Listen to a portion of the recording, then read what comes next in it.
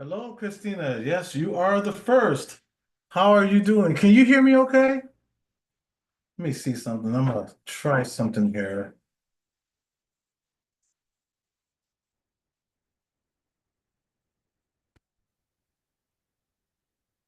There we go. How's that? Can you hear me okay? I adjusted the volume. Yes, Kelly, you are second. Thank you so much for being here. We're gonna wait for a few more people to come in. And hello, KJ. How are you doing? So good to see you. Pam, so good to see you also. Thank you so much for being here. Hey, if you guys was on D Live earlier today, I was on with Boomer, and there's Boomer right there in the house. And Boomer said, actually, I've been here for 10 minutes, just haven't been saying anything. Yeah, if y'all didn't know, I was on D Live on Boomer's D Live, and I actually did a couple songs. So huge shout out to Boomer. Thank you so much, Boomer, for letting me come by. I really do appreciate it. And I appreciate you. And I just want to give you a nice round of applause.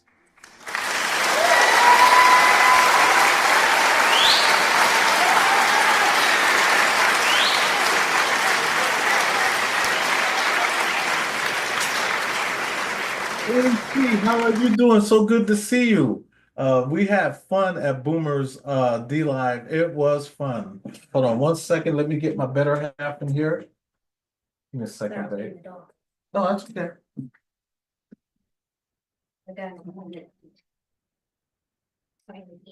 Hold on, let me move this out of the way so that we don't run it over. There. Okay. There you go, babe. There's the wife. And we got Manny sitting here on the side. So, Why is your cup in here? oh, because I was drinking that. So today's story is like the title says, what's your paranormal story? This is the chance where you get to show up and come on and tell us your paranormal story. We'd love to hear them. Nike girl, how are you doing? Wait a minute. Why is it that let's do this? There we go. We're going to take care of that. There you are, Nike girl, and James T. Here's another one. No, turn the light. There. We took care of both of y'all. Now you both have blue wrenches. So thank you so much for being here. If you get a chance, please make sure you share us out. And if by chance, make sure you hit that thumbs up. We really appreciate that too. But the most important thing is that we appreciate you for being here. And like I said earlier today, I was on Boomer's D Live and I did a couple songs and we had a blast. Huge shout out to the panel that showed up on D Live and a huge shout out to Boomer. Thank you again so much for having me up. I really do appreciate it. Thank you, Nike girl. She said, I already did. And Boomer said, hey, brother Manny. Hi. Manny is a man of very few words. So in a couple minutes here, I'm gonna put in a link. I'm gonna put it in. I wanted to send the link to your channel or to whether it's your X slash formerly Twitter or Messenger, and then basically have you come up and give us your paranormal story because we would love to hear it. At least I would, you know. But yeah, anybody would like to come up and tell a story? Just let me know in the comments below, and I can see if I can send you a link. I would love to hear your story. Because right now we'll go back to Oh, I was the gonna say, chat. Oh, hmm. Those dogs, Cash App thing in there. I gotta go get it. To help, Oh, okay. Yeah. As a matter of fact, that reminds me. My dearest friend Ghost Dog, aka Haunted Trucking, A lot of you probably don't know, a lot of you probably do know. They're in a really tight situation. They got a couple days to come up Two. with their rent. And if they don't have their money, they will be evicted. And I don't want to see anybody lose their place, Especially with you children know, especially when they have kids. in the cold. So, So if you know you have a couple bucks, $5, that would help them out. Uh, Jen's gonna put the link in sometime today, and if you could just give what you can, that would really be appreciated. I wouldn't want to see anybody out on the street, especially where they're at, where it's I snow and wouldn't it's I would cold. even wish that on my worst enemy. Like, especially if they have children, like, come on. And it's snowing and it's cold and my heart breaks. You know what I'm Right. saying? I would, want someone to be there to help me if I need it. You know what I'm saying? Like, Right. So, I mean, just whatever you can give would help out.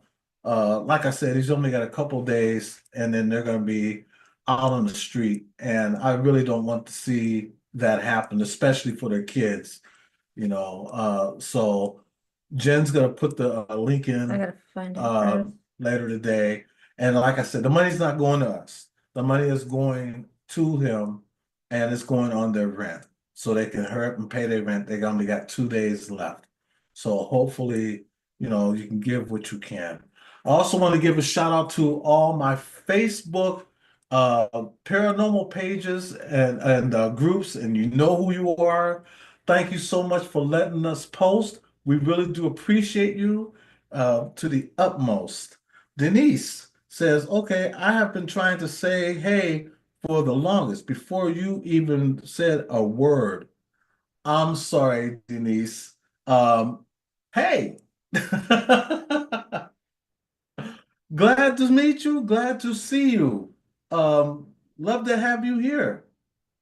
So everybody say hello to Denise. Let's give Denise a nice welcome here, shall we? I just like to do. Welcome, my friends. Welcome to my chocolate factory. Yes, welcome to the Chocolate Factory. We love to have you here. I have to get it from far away. So, but yeah, I want to hear your paranormal story. Basically have you come up one at a time, you know, and tell us your story, and I'm quite sure everybody here would love to hear it. And like I said, don't be afraid to come up, you know, it's okay. Um, Denise said, no problem. The two be tripping. I'm a newbie here. Hey, it's all good. Welcome to the chat. Um, we welcome everybody, and like I said, just keep an open mind. We basically do mainly a lot of paranormal stuff, but we also do other things besides that, So we love to have you here as part of our family. And if you haven't subscribed to us, hit that subscribe button. It's free, doesn't cost nothing. Oh, Christina says she'll come up and tell her about her cryptid story. Oh, okay. Well, you know what, Christina, hold on a second. Let me send you a link. Let's see here. Oops, wrong right here. Okay, now let me go. I am going to send Christina a link. Let me see. There and do Oh, I think I have it on here. you? Who Chris? Oh, right here. Okay, and paste. Okay, Christina, I sent you a link. Please, by all means, come right on up and share your story because what we would love to hear it. I would love to hear it. Would Jen like to hear it? Yes, I love to. See, we'd love to hear your story. And like I said, everybody that's here, um, if you're new to the channel, we love having you. Just make sure you hit that subscribe button because we love to have you as part of our family. We really would. I'm actually looking for something here. Right here. Wait a minute. Right here. That's what I was looking for. Oh, we love having. Okay. There we go. That's what I was looking for. All right.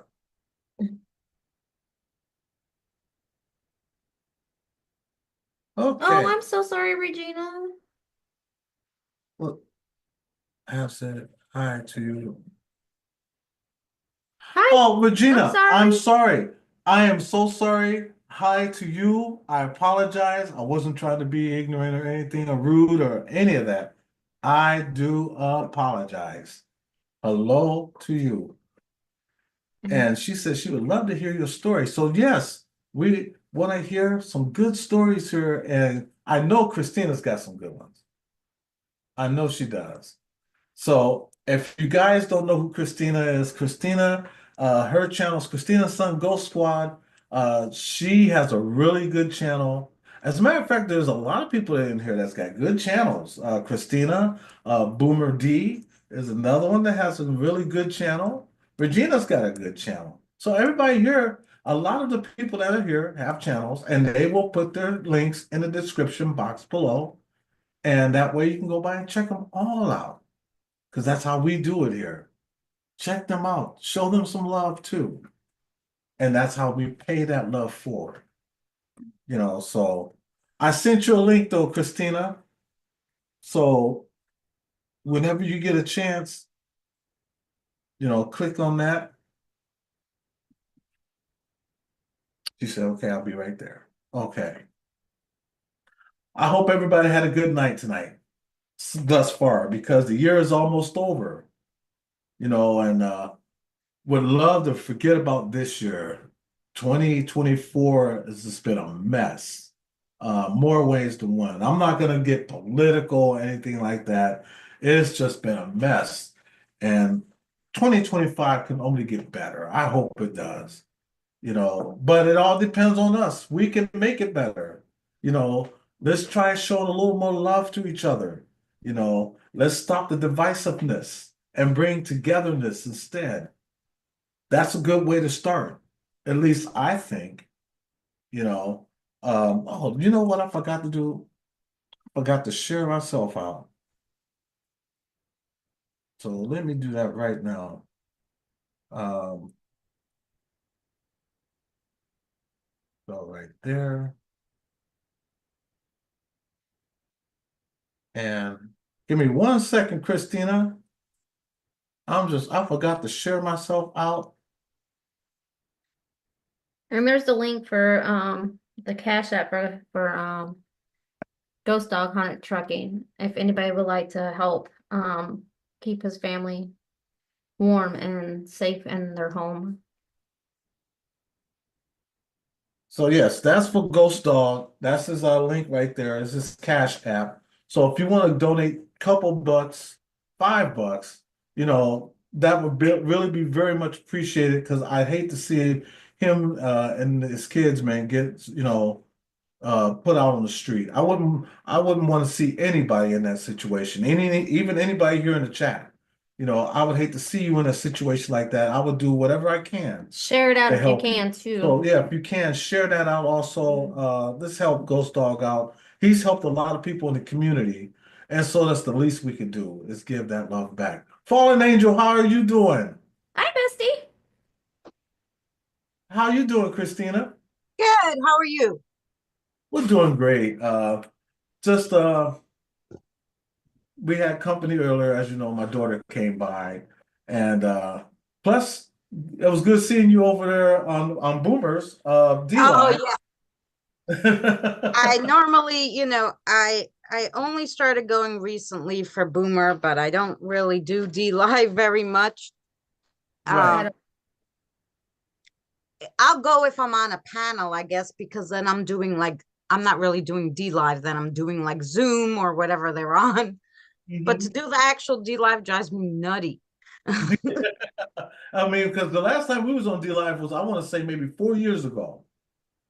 And I still go there because, I support everybody that's on there. Cab 7, Boomer, whoever's there, I try to go by and, support. As far as going back to doing D Live, I thought about it. and it's still in the air because I work too, so it would be kind of hard for me to balance that out and YouTube, and plus I got a job, so it'd be kind of hard. As a matter of fact, Saturdays I'm thinking about starting January. I'm going to be doing Saturday afternoons and then Sunday evenings. So Saturday afternoons is basically going to be what's your story? So anybody can come up and tell their, paranormal story or even cryptid story, whatever story they have. And then Sundays, I'm going to have a special guest. As a matter of fact, next Sunday, I have a very special guest. So Yay. you might want to watch this one. This is a very Am I special. not here every Sunday? I am. He's big. Yes. And I was so happy to hear that he was going to come up. So We're next excited, Sunday, yeah. especially Cody. Cody's gonna be astounded when So he. I'm not going to say who it is. You Oh, just have to tune in Sunday and you'll have to see for yourself. And that's just one person so far. There's going to be more. So there's a blessing. That's all I can say. It was a blessing. But Christina, I yeah. want to tell us your cryptid story. Yes, I will. I didn't tell you the last time we did more like paranormal and how I got into it. But um when I first moved to Long Island, and literally it was right after my mother passed away, and she left a little money from the life insurance that was left. I moved to Long Island. So I went to Long Island and we had a little trailer, and my friend was fixing it up for me. And so we were there maybe a week, and the deck wasn't built yet. So I basically just had sliding doors with Mhm. two little stairs to go down to the back area and before we built the deck. So I had the sliding doors, and you can see through the sliding doors. So I'm there literally like a week and a half or something, and I get up out of the blue. It was like between 2:30 and 3 o'clock in the morning to get some water, and I hear this crazy noise outside the kitchen window, which it was so small, and I'm short that the only thing I could see was like a black thing run by. And I said, "Oh, Wasn't it's probably some kind of dog," right? Thinking, it wasn't you, Eddie. It was on all fours, and it was just like black and furry. That's all I saw because I didn't have a light back there or anything at the time, and like I said, I could hardly see. So a week later, I actually ended up putting one of those sensor lights because I'm like, I gotta be able to see. I don't want people's crazy dogs back here that are like, could bite me or my kids. My son was small at the time, he was only 5. right. And my son's father decided to sleep over because he came to see Jonathan. And he's like, "Oh, I'll stay over." I'm like, "Okay, great." So it's around 3 o'clock in the morning again, and I hear the crazy noise this thing makes. And I just hit my son's father and I go, "Do you hear that?" And he's like, "It sounds like an African banshee." And he turns back around. I go, "We're not in Africa." So I jump up and I'm like, I have to actually see what it is because this is not a dog that's making this noise. I can't even describe the noise that it made. So I ran this time to the screen doors and I pulled open the curtain, and this thing was walking by and looked at me, and I'm like, "Frick, I'm dead," and and then it ran. And of course, me being so dumb and curious, I opened the door to like still look at it. I'm like, "Are you crazy going outside?" But it was gone in an instant.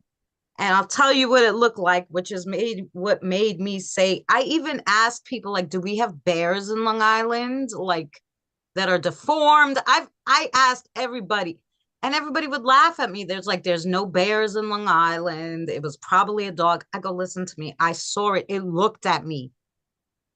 It was big, like if it stood up on on two on its two legs, it would have, instead of being on fours, it would have been about 7 feet tall. Right.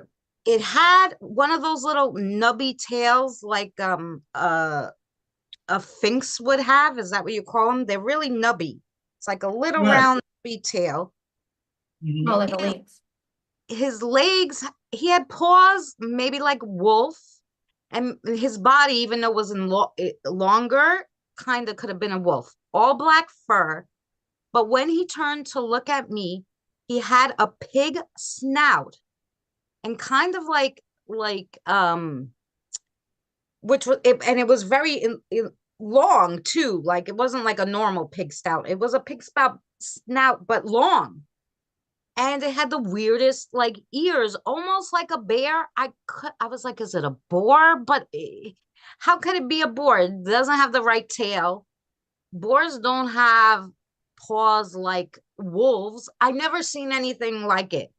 It was, and Right. when every time I describe it to people, they're like, okay, yeah, it was probably a dog. I'm like, there's no dog that I looked up that has a nose long like that, like a pig nose, but really long, longer than a boar's. There's not one dog on this planet that anybody can Right. tell me has that kind of nose and that kind of tail. To this day, I do not know what it is. And I have never had anybody else who's seen a cryptid describe it like that. And the noise that it made, at least someone else heard it. So I knew I wasn't crazy. He couldn't even describe it. He's like, no, it didn't sound like anything I ever heard, besides the it might be an African banshee, but I'm like, hello. There's no African banshees here in Long Island. So So that's the first time you've seen it, right? yeah, the first time was the first time in the kitchen where I really didn't see it. I just knew it was a black furry thing running by, but I had heard it and I knew that sound was weird. It wasn't a sound that a dog would make.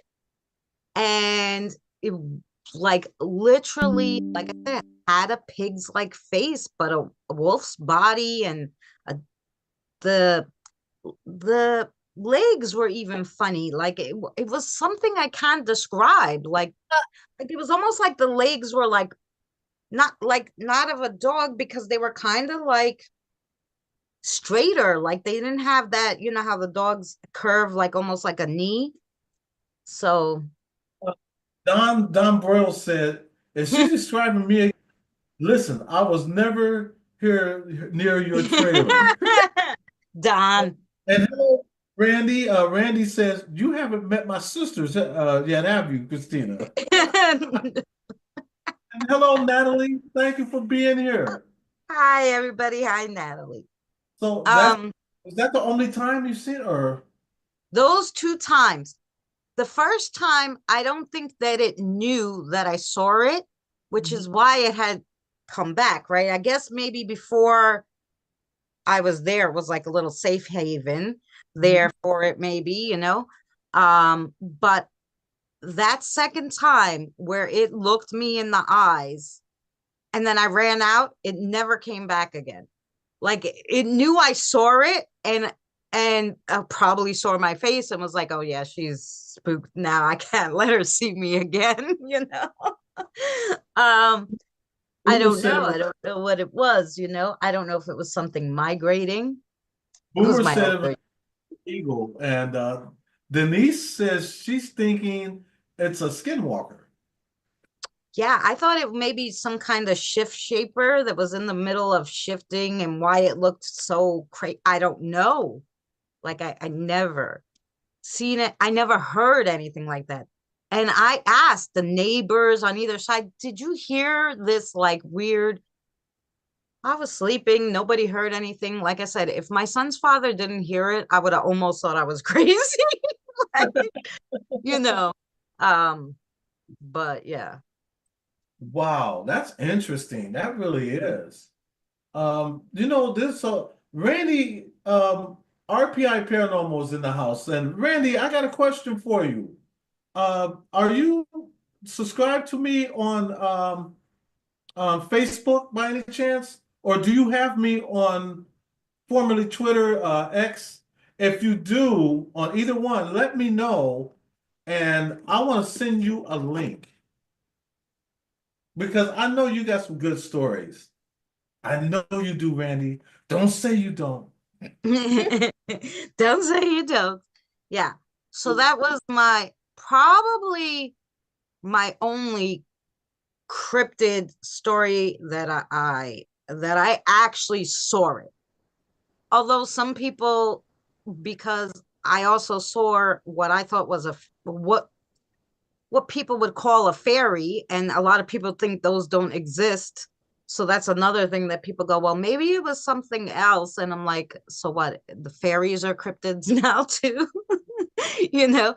But it's kind of like that. Like people put cryptids and fairies together. But I saw that cryptid, and then I also saw a fairy in that same place. Long Island was a crazy place, full of things I never understand. Not like the city, but the city, there's Right. so many more people. So I don't know if that's the case. Like, so because there's so many more people and there's not a lot of places for all these things to hide.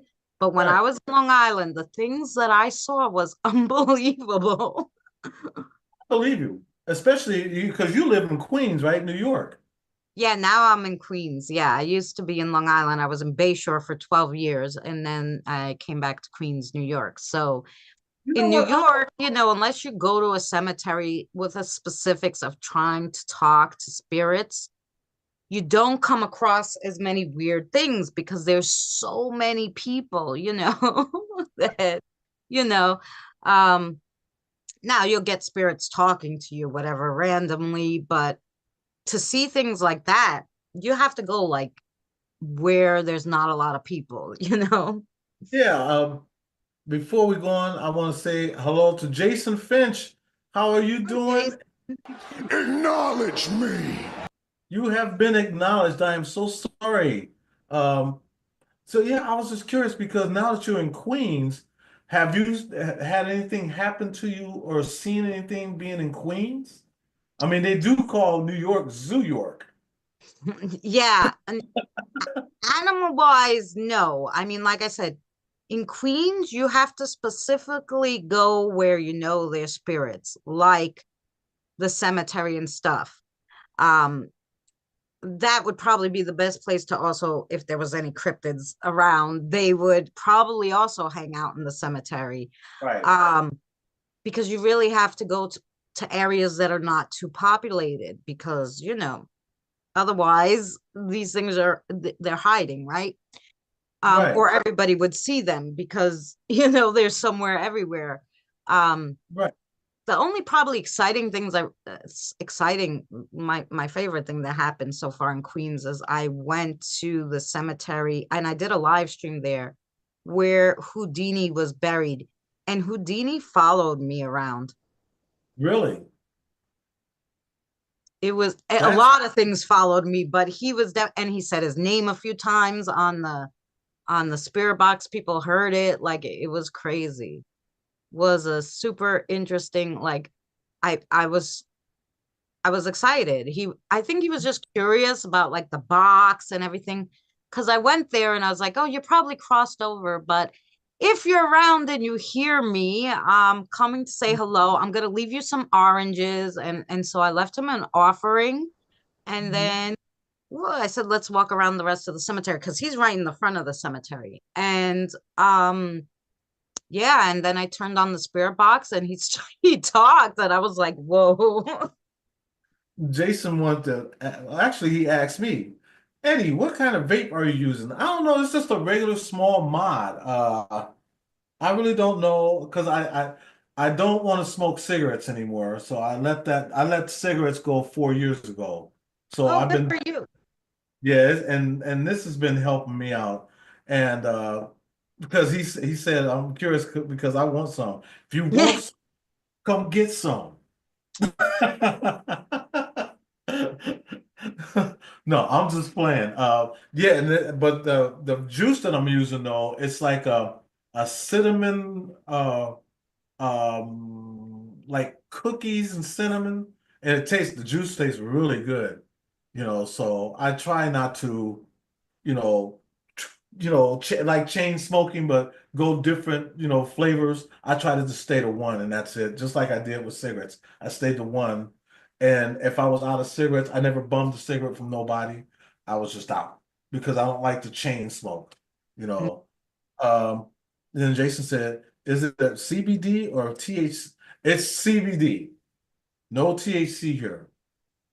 Um, So yeah, I was just curious though because New York, that's one of my dream places to go to the cemeteries there because they have some beautiful cemeteries there, especially the old ones. And I'm gonna go. I am gonna Yeah, go. I mean, they do have, and they have, I call it Cemetery Row, and Mhm. one of the cemeteries there is where Houdini's buried. But so it's his cemetery, then it's the cemetery next to it, then there's the Jewish cemetery. You can literally just, you could get lost in there for like a week because there's just like 10 cemeteries in a row, big ones. That um I think that's the one I want to go to because it's like 10 in a row. And yep, right there in Queens. yep. And I think that's the one I want to go to. Metropolitan. YouTube is um out there. they also had, like, I did a video on it. I went to the oldest cemetery. I believe it's in New York. It's the oldest cemetery that still has some tombstones and stuff. I mean, there's older cemeteries, but they built buildings over them. But it's the oldest one that's still like kind of set as a cemetery. And Mhm. the graves are from it was 1733 was the first person buried there. So they have some stones and stuff, and they made it like a community garden. Right. That one was interesting. I crossed over the spirits there though, but there'll be more, I'm sure. They're just walking around. Yeah, and that's one of the things you're really good at though, is helping spirits cross over. You know, Yeah, I and like when that. people say to me, like, I've had a few people say to me, mass crossovers are not a thing. I go, why? And Mhm. this medium said to me, ah, nobody asked me for help like that. I'm like, do you listen? Like, almost every time you turn on the spirit box, there's at least one or two of them that ask for help. She's like, nobody ever asked me for help. I'm like, probably because you can't cross over spirits. you know, that might be why, or you don't care to. That's Um, that is very true. Okay. So, what you got working on now, or just well, I don't know. I want to do something different. Usually I have my set things that I do. I do a cooking video, I do a crafting video, I do my spooky stories on Sunday, or like, I call it, I'll do spooky stories, or I'll do virtual investigating is what I call it. So I pick a place that people say is haunted and I virtually investigate it. So I read the history, I look to see if there's any actual news clips on it, to see if anybody caught any paranormal photos and stuff Mhm. like that. And if there is, I'll put it in there and I'll say, this is what people have caught there. This is their evidence. Let me know what you think. I can't go to this place. It's in Ireland, or it's in, it's somewhere far away. So I've been Yeah. doing the virtual investigations, and they're fun too. And then I'll try to like ask my spirits, can I talk to a spirit from there? Is there really a spirit there? And then I'll see if I could talk to the spirit that's there at, um, Nike Girl's got one. She said, "This man walked up to me and he was very pale in color. As he was walking up to me, his face turned totally white and his eyes turned completely brown. He stares at me for about 15 seconds and then smiles at me, and then his face went back to the normal pale color." wow, that's Wow. interesting. I think she's got more to that because she ended it with he was Ed. No, it's a with the joke. white pill color that it was. So he went from one color to another color, eyes changing all. That ain't that a possession? It could been an attachment, of course. Wow, that's hey Nike girl, do you want to come up and tell that your story? I would like to hear more of that. And that way, instead of putting it in the chat, you can just tell us. Do you have me on Facebook or Messenger on Twitter, formerly Twitter X? That's creepy. Because if you do, uh, DM me on Twitter. I keep calling it Twitter, it's X. DM me on X, and I'll send you a link. And same thing, Randy. If you're still here, Randy, DM me on X, and I'll send you a link. Boomer said, "Yeah, go up, Nike girl." She said his hand, Acknowledge me. like many sores on them, like they were cracking or something. I said, "Wow." They had many swords on them like they were cracking. Are you sure? And I'm not just being funny. I'm just asking a question. Are you sure he wasn't like a basehead, a meth head, or a crackhead? I mean, because they too have sores and lesions all over their body.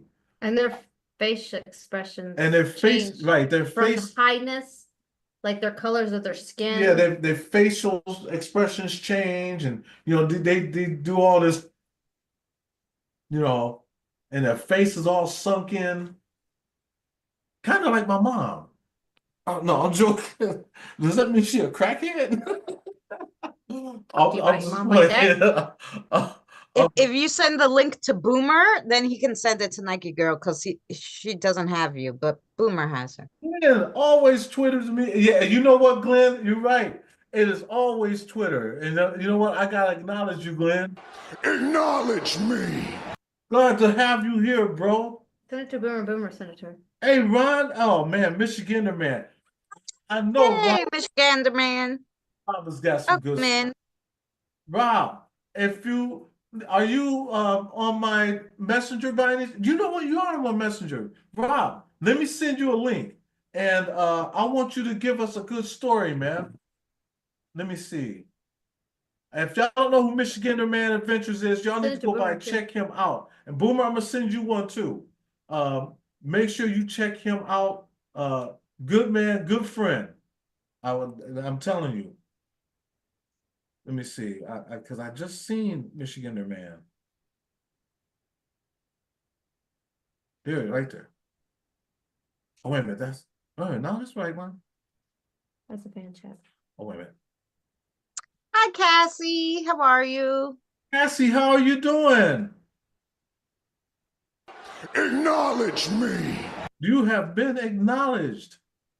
I am trying to find. Rob is at work, he said. Oh, you at Rock? Oh, my bad. Oh, okay. Hey, Rob, whenever you get a chance, man, if you ever want to come up, let me know, bro. I'd love to have you up, Boomer. man, because I know you got some good stories. Let me grab Boomer. Let me go. Oh, good. I hope your holidays were good with the kids, Cassie. Oh, Cassie, you had another kid. All right, let's give it up for Cassie. Yay! No, I'm just playing. I know you ain't have no kids. Yeah, she got the grand kiddos. Cassie got enough.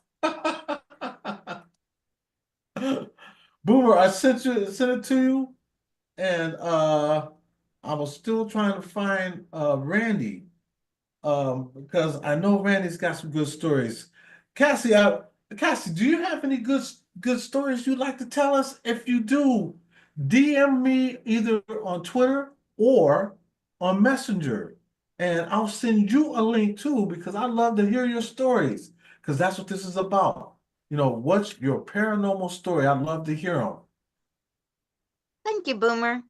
Hi, Kristen. Kristen, how you doing? Acknowledge me. You have been acknowledged. I want to thank you guys so much for being here. You guys that just came in, I'm hoping that you did hit that thumbs up button. I really appreciate it. And I put a link in And there's a link in here also for my buddy Ghost Dog, aka Haunted Trucking, like I said before, they're on the verge of getting evicted out of their house, and they have kids. So if you can just give a couple bucks, $5, that would help out. They only have a couple days left, and he's been working his tail off to try and get the money. So anything helps. We really do appreciate it, and so would he, and so would his kids. So, but don't just give, because we asked you to give because you wanted to. So I really do appreciate it. I hate to see anybody in a mess like that, you know. Yeah, Yeah, like Jimmy he died Carter. today, 100 Yeah, years, just a month over 100 or something. yeah, and the thing is, what's funny is I remember during, and now we're not political here, but I was watching the debate, and Jimmy Carter wanted to stay alive long enough to vote for Kamala Harris. That's exactly what he said, you know, and I don't care who anybody vote for, because we're not that kind of platform, but I do remember him saying that. Oh, So well, good for him. yeah, so I just wanted to put that out there. I do remember him saying it, and I watched it, and Was he the oldest president though? yes, he was the What? oldest alive. In history, right? To be a president to live to Yes, be to 100. be 100. He was the oldest president alive That's pretty to be awesome. 100 years old. Even him and his wife were married 75 years. She died 2003 Yeah, at like 93 or something, but they were the longest married presidential couple also. Like they hit a lot of records. yeah, and Glenn, you're right. He was doing a Habitat for Humanity. He was still working at his age. That's what Mhm. was really incredible about him. He was still working. Mm-hmm. You know, so that's why I said He was it doing doesn't a matter joke. who you vote for or anything. That's not our platform. But I will say that that man had a good heart, because the fact that he was still working for homeless people to give them a home, that Yeah. says a Well, lot. he was that he was a good guy. Big Ben Urban Exploration, so glad to see you here. Acknowledge And me. So glad. I'm glad you came in to say hello. Everybody, meet Big Ben. Big Ben, you have a YouTube channel, right? And let me know first, because if you do, I want to send people to your channel. As a matter of fact, everybody that's in here that has a wrench, I want you to check each other out, and I think he does. So let me do this, yeah, because I'll put his link in for you. huh? I'll Okay, put I'll put Big Ben's link in the chat. He thank does. you. I really appreciate it. Yeah, check out Big Ben. Like and subscribe, and show him some love. And don't forget to put your link in there too, Christina. Ow. Do not forget to put your link in. And Nike girl, Oh, she has to go to put your bed. link in. You gotta go to bed. Yes. That's what she said. Hey, Nike girl, thanks. Hey, before you go to bed, Nike girl, put your link in. We love to have you. We love to have your link. And you're always part of this family. Everybody, let's give a warm, warm applause for Nike Girl. And I want to thank you so much for coming in, because I wanted to hear more of that story, but I gotta take what I can get. Well, when you do the Saturday afternoon, she could probably come, right? Because that'd be earlier and she won't have work the next morning. That's true. That's very true. Thank you so much, Nike Girl, for coming in.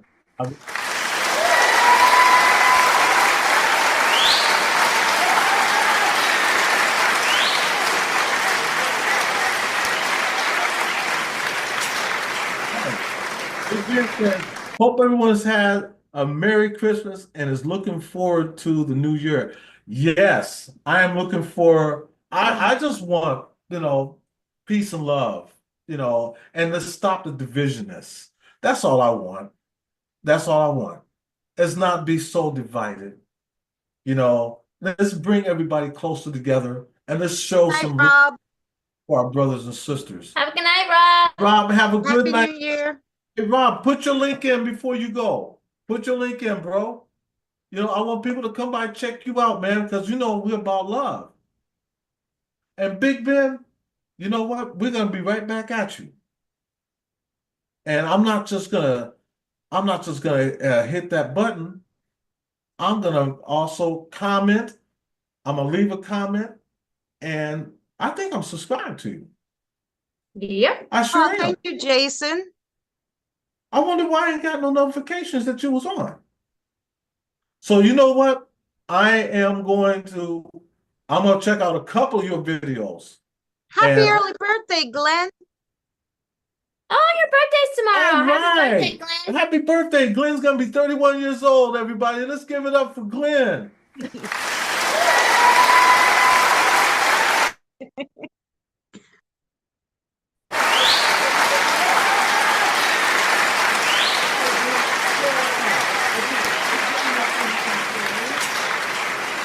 Huge shout out to Glenn on his 31st birthday, even though we know it's December 31st. We're gonna say it's your 31st birthday.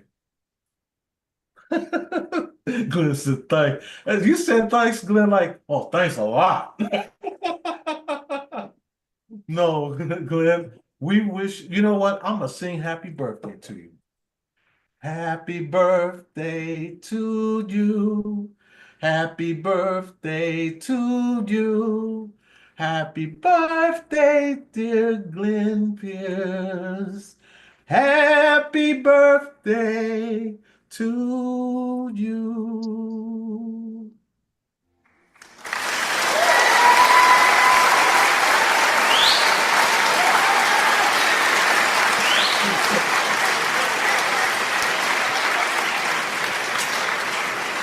Mikey girl, you came up after all. Yeah, I'll make it short and sweet. Can you hear me? I Yes. sure can. Okay, so I'm at work. I'm running the register. Guy walks up, right? And he's already pale in color. He's wearing a hoodie, a dark hoodie. And he looks like he's sick. That kind of pale in color. As he's walking up to me, his face totally turns to a like paper white. His eyes turn totally brown. He sits and stares at me with a straight face for about 15 seconds, and then he gets this grin on his face, like a shit face grin, and it goes back to normal. And he hands me the paperwork, because I have to do paperwork with what I do. And his hands were all like sores, like cracking sores. Like, I don't even know how to explain it. It was like they were cracking. Like the runny type of sores that run. It was like Yeah. that. And I don't even know how to explain how I felt at the moment. I felt violated. My heart was pounding 2 hours later with that still in my mind. It didn't go away. I mean, it was like I just felt really weird after it happened. So whatever it was, I don't know. I don't know even what to say that it was, but it was terrifying. So Wow. How long has this been? Has it been a while ago or yesterday, recent? Yesterday. yesterday. That's creepy. That's Yeah, you can ask creepy. Bill. I came home and told him, and I was just beside myself. I didn't even know how to talk about it. I thought, if I tell somebody this shit, I'm going to get locked up. They're going to think I'm nuts and they're going to lock me up. No, I It believe was you. Hey, just, that's why I got this platform to share your story because you're not tripping. You're not yeah. crazy. But that's And you also, was you sure he wasn't a meth head or something like that? he Because did I wasn't already trying. look sick. You know what I'm saying? The color of him, he already looked like he was sick. And then he Right. mentioned that he had a driving curfew that his car shuts down at a certain time, so he had to hurry up and get out of there. Oh, because he's a drunk. That's what they Right, do right. That's when you alcohol. get Yeah. a D, when you get a when you drink and drive, then you DUI. have that thing. You have to blow Yeah, into he was it. telling his buddy that was with him, I got to hurry up and get out of here. They're going to shut my car down. I got a driving curfew. And I was like, oh, whatever the hell that means. At the time, it didn't come to my senses of what he was talking about. And then I seen his ankle bracelet as he was walking out as well. Mm-hmm. So he was on whatever that house arrest or whatever the hell that shit is. He was on that because he had an ankle bracelet on his ankle. But that's still crazy though to see something like that. That would trip me out too. I've never I've seen something similar to that many years ago. It wasn't like face to face thing. It was I was looking down an alley. Me and my friend was walking home in the dark like dumbasses. We were walking down the street. I see this thing. It looked like part wolf, part something. I don't know. And the bottom of it was you could barely see it. It was like it was spinning, but it was far away. You couldn't make out the bottom, but you could make out the top perfectly fine. We both screamed, took off running. That's the only thing in my mind that would resemble that kind of what happened there. I don't know. Like shape shifting or fuckings. I don't know what it is. Oh, I'm sorry. I don't mean to cuss on your channel. Anyways, like shape shifting and all that. I don't understand. I don't get what happened there. I don't understand it. I guess I never will. Jason Finch says, fantastic show, Eddie and Jen. Love listening to you. Amazing, awesome, fantastic, appreciated encounters and experiences. Hey, we appreciate you for being here. Glenn, can I send you a link? I know you got to go to bed soon, but I at least want to send you a link before you go to bed. Is that okay? And anybody else out there would like to tell a paranormal story? We'd love to hear them. We would love to hear about because I love hearing paranormal stories, because whether it's about cryptids, whether it's about ghosts, He said or, Wolfman. everybody, I look at it like this. If you have a stable mind and keep your mind open, people seeing something, whether it's Bigfoot, whether it's ghost, whether it's the Mothman, never shut down somebody and say, man, that stuff ain't real. It has to be because too many people seen this stuff. Yeah. Just because you don't believe in it doesn't mean it's not real. Yeah, I mean, not everybody can be taking the same psychedelics, Come on. Hey, boom booms. Anyway, his eyes turned like a coffee brown, like a deep, not a dark brown, but a pretty brown and all glassy. The entire eye, not just the pupils, the entire fucking eye was brown. Right.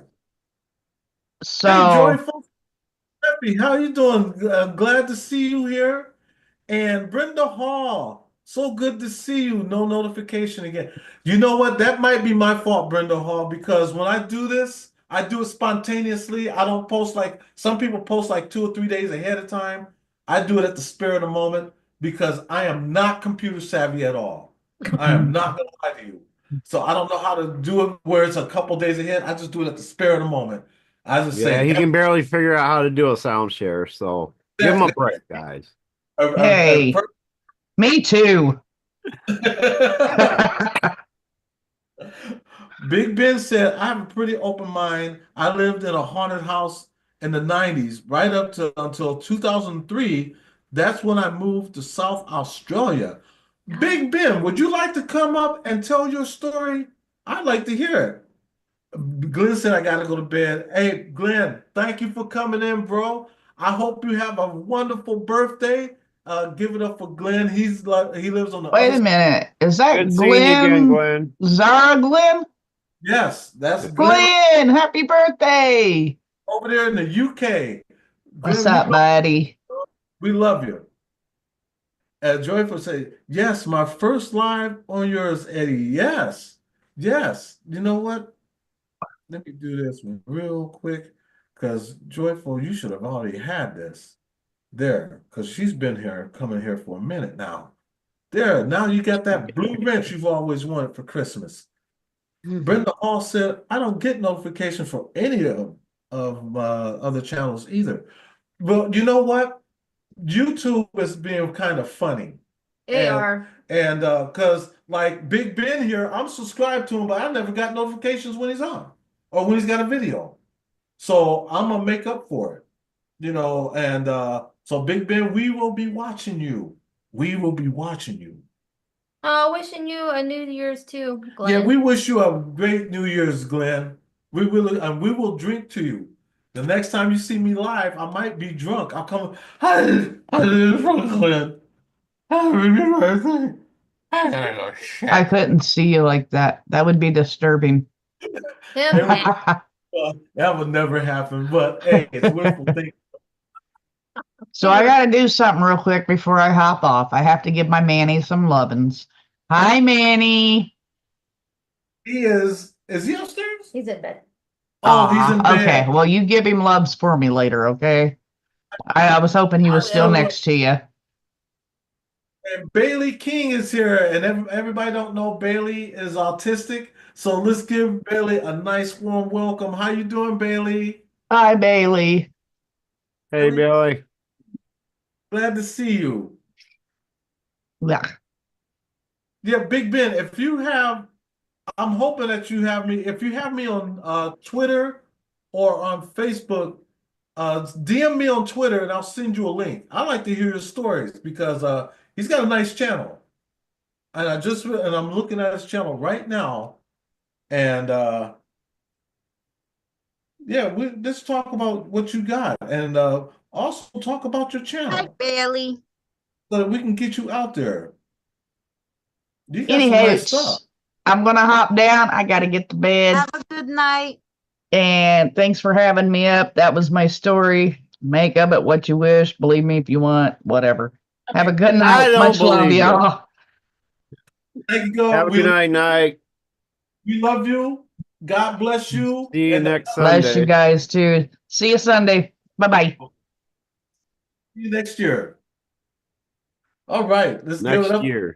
Earl. That was a short one. Yeah, next Sunday will be the first karaoke for the year, won't it? It sure will. Yep. Yeah. Um, Big Ben said little things like footsteps in the hallway, taps that turned on and off, as well as the shower, no figures or crazy stuff, nothing over the top. Thank God, you know. Well, see, I don't really envy people because God don't want us to envy, but I don't.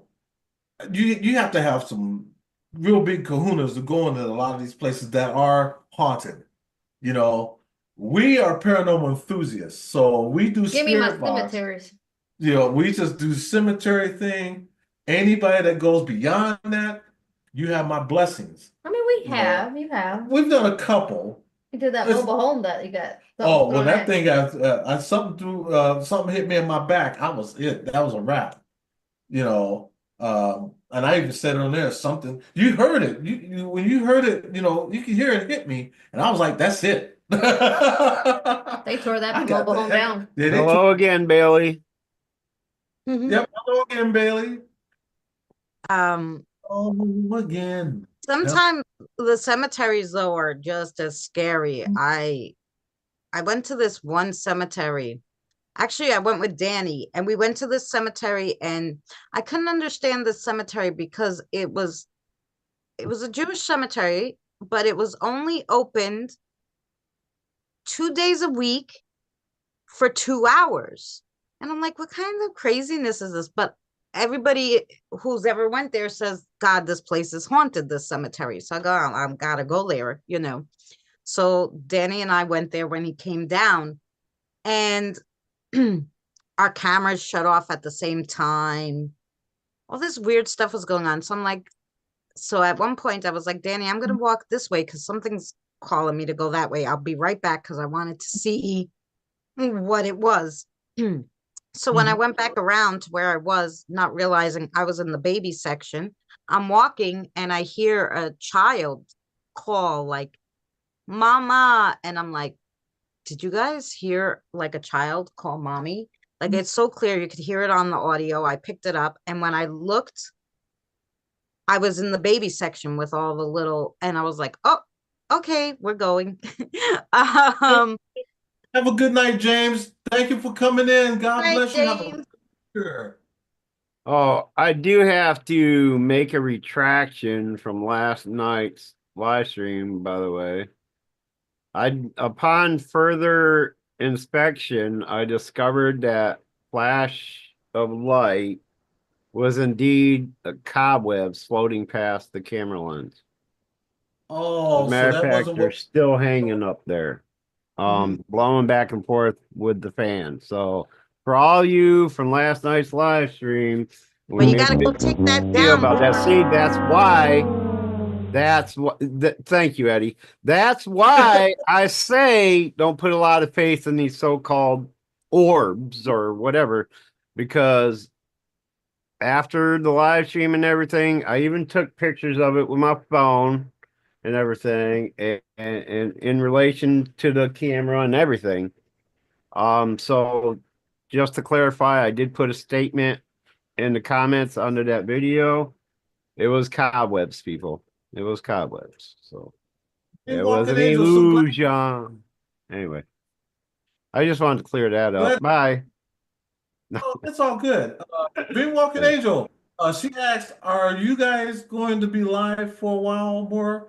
Yeah, we sure are. And this again is for Boomer and what he found when he recorded what he thought was Norb.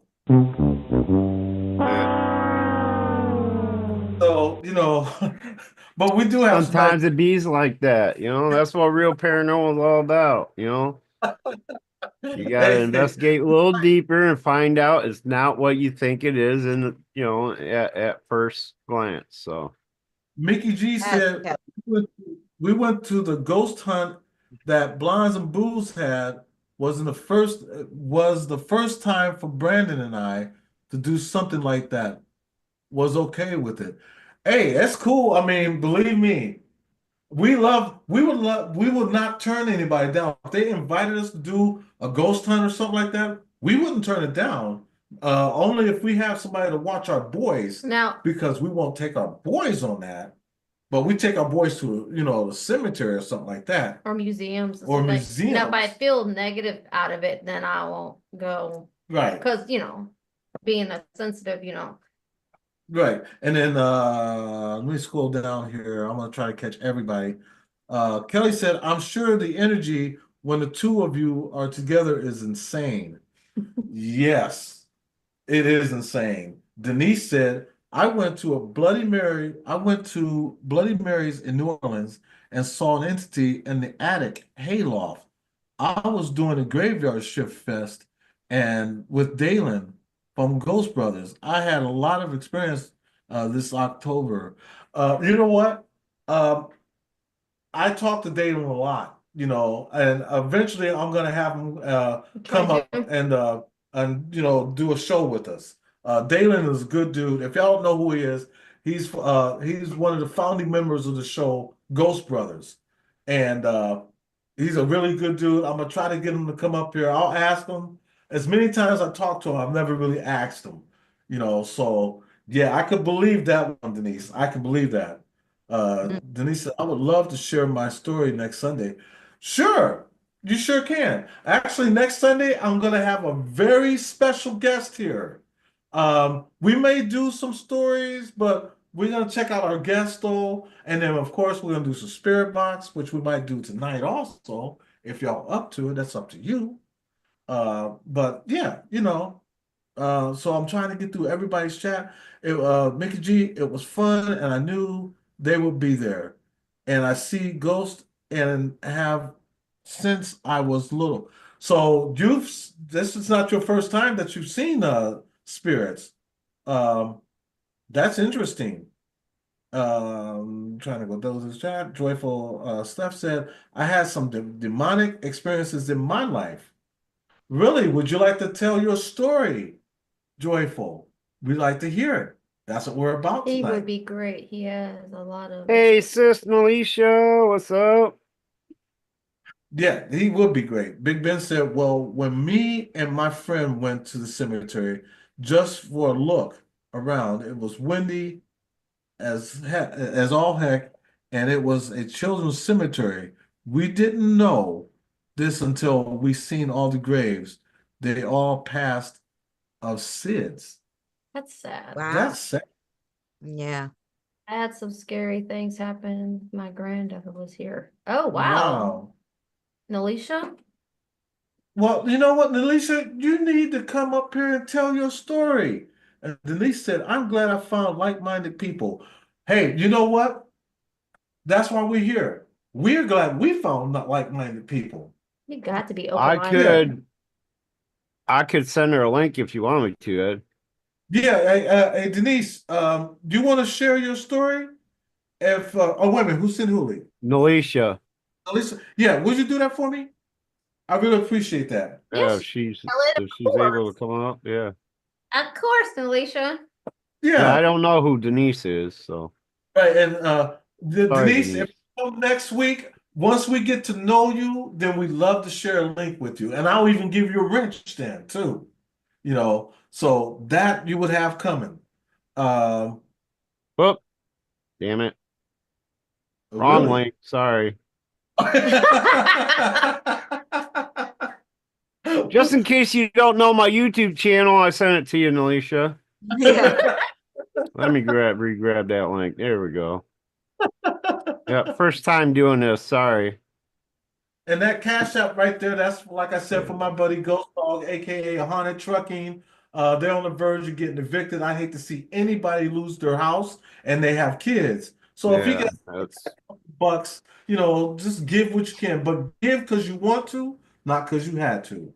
Okay? Just keep that in mind. I know how that is. I just got through a situation like that myself.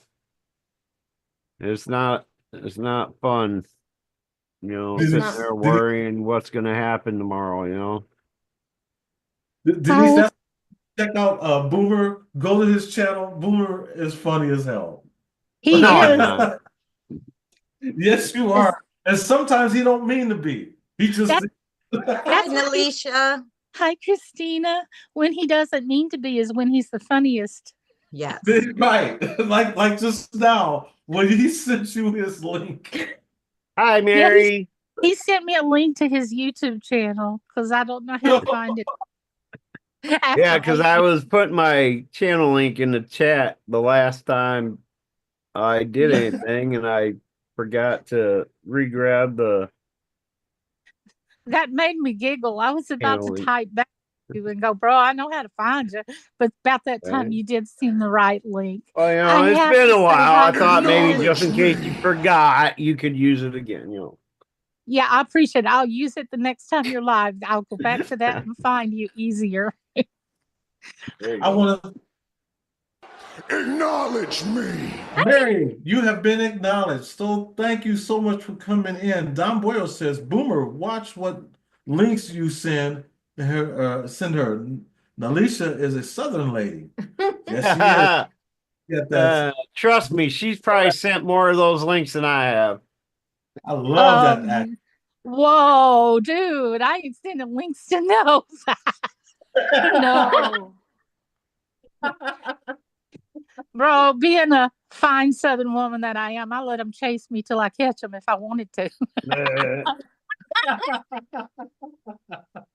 Well, I I guess know you're how not as this far works. out of your shell as I thought then. Oh no, that's a wise move, Boomer, as a lady. That's a wise move. I wanted to take a minute to say thank you to Jen and thank you to Eddie for being my support persons, very close to my heart, family to me for the last few months when it's been very, very hard. And I want you to know that I love you. And if you live next door, I bring you a plate of leftovers and you'd like it. I bet I I would too. probably would I bet too. you I wouldn't turn it down. I'm a sucker for food. She's a sucker. Yeah, Hey, No, this is Kelly, I was asking about you. I hope you had a good There Christmas. she is. Mom of an I, Angel. Glad that you're here. oh, Yeah, people have been asking about you, Shelly. All oh, right, I'm nice. itching to hear this crazy story about the granddaughter. Well, you heard a little bit of it last night, but only you guys on Zoom heard it, but the people in the chat didn't. Yes. But you guys who don't know me very well know that I am friends with everybody in the paranormal community, but I stay away from it personally because I never lived in a house since the time I was born that did not have poltergeist activity in it and had things that you could hear walking and you could hear talking and people would change their whole personalities and speak as that.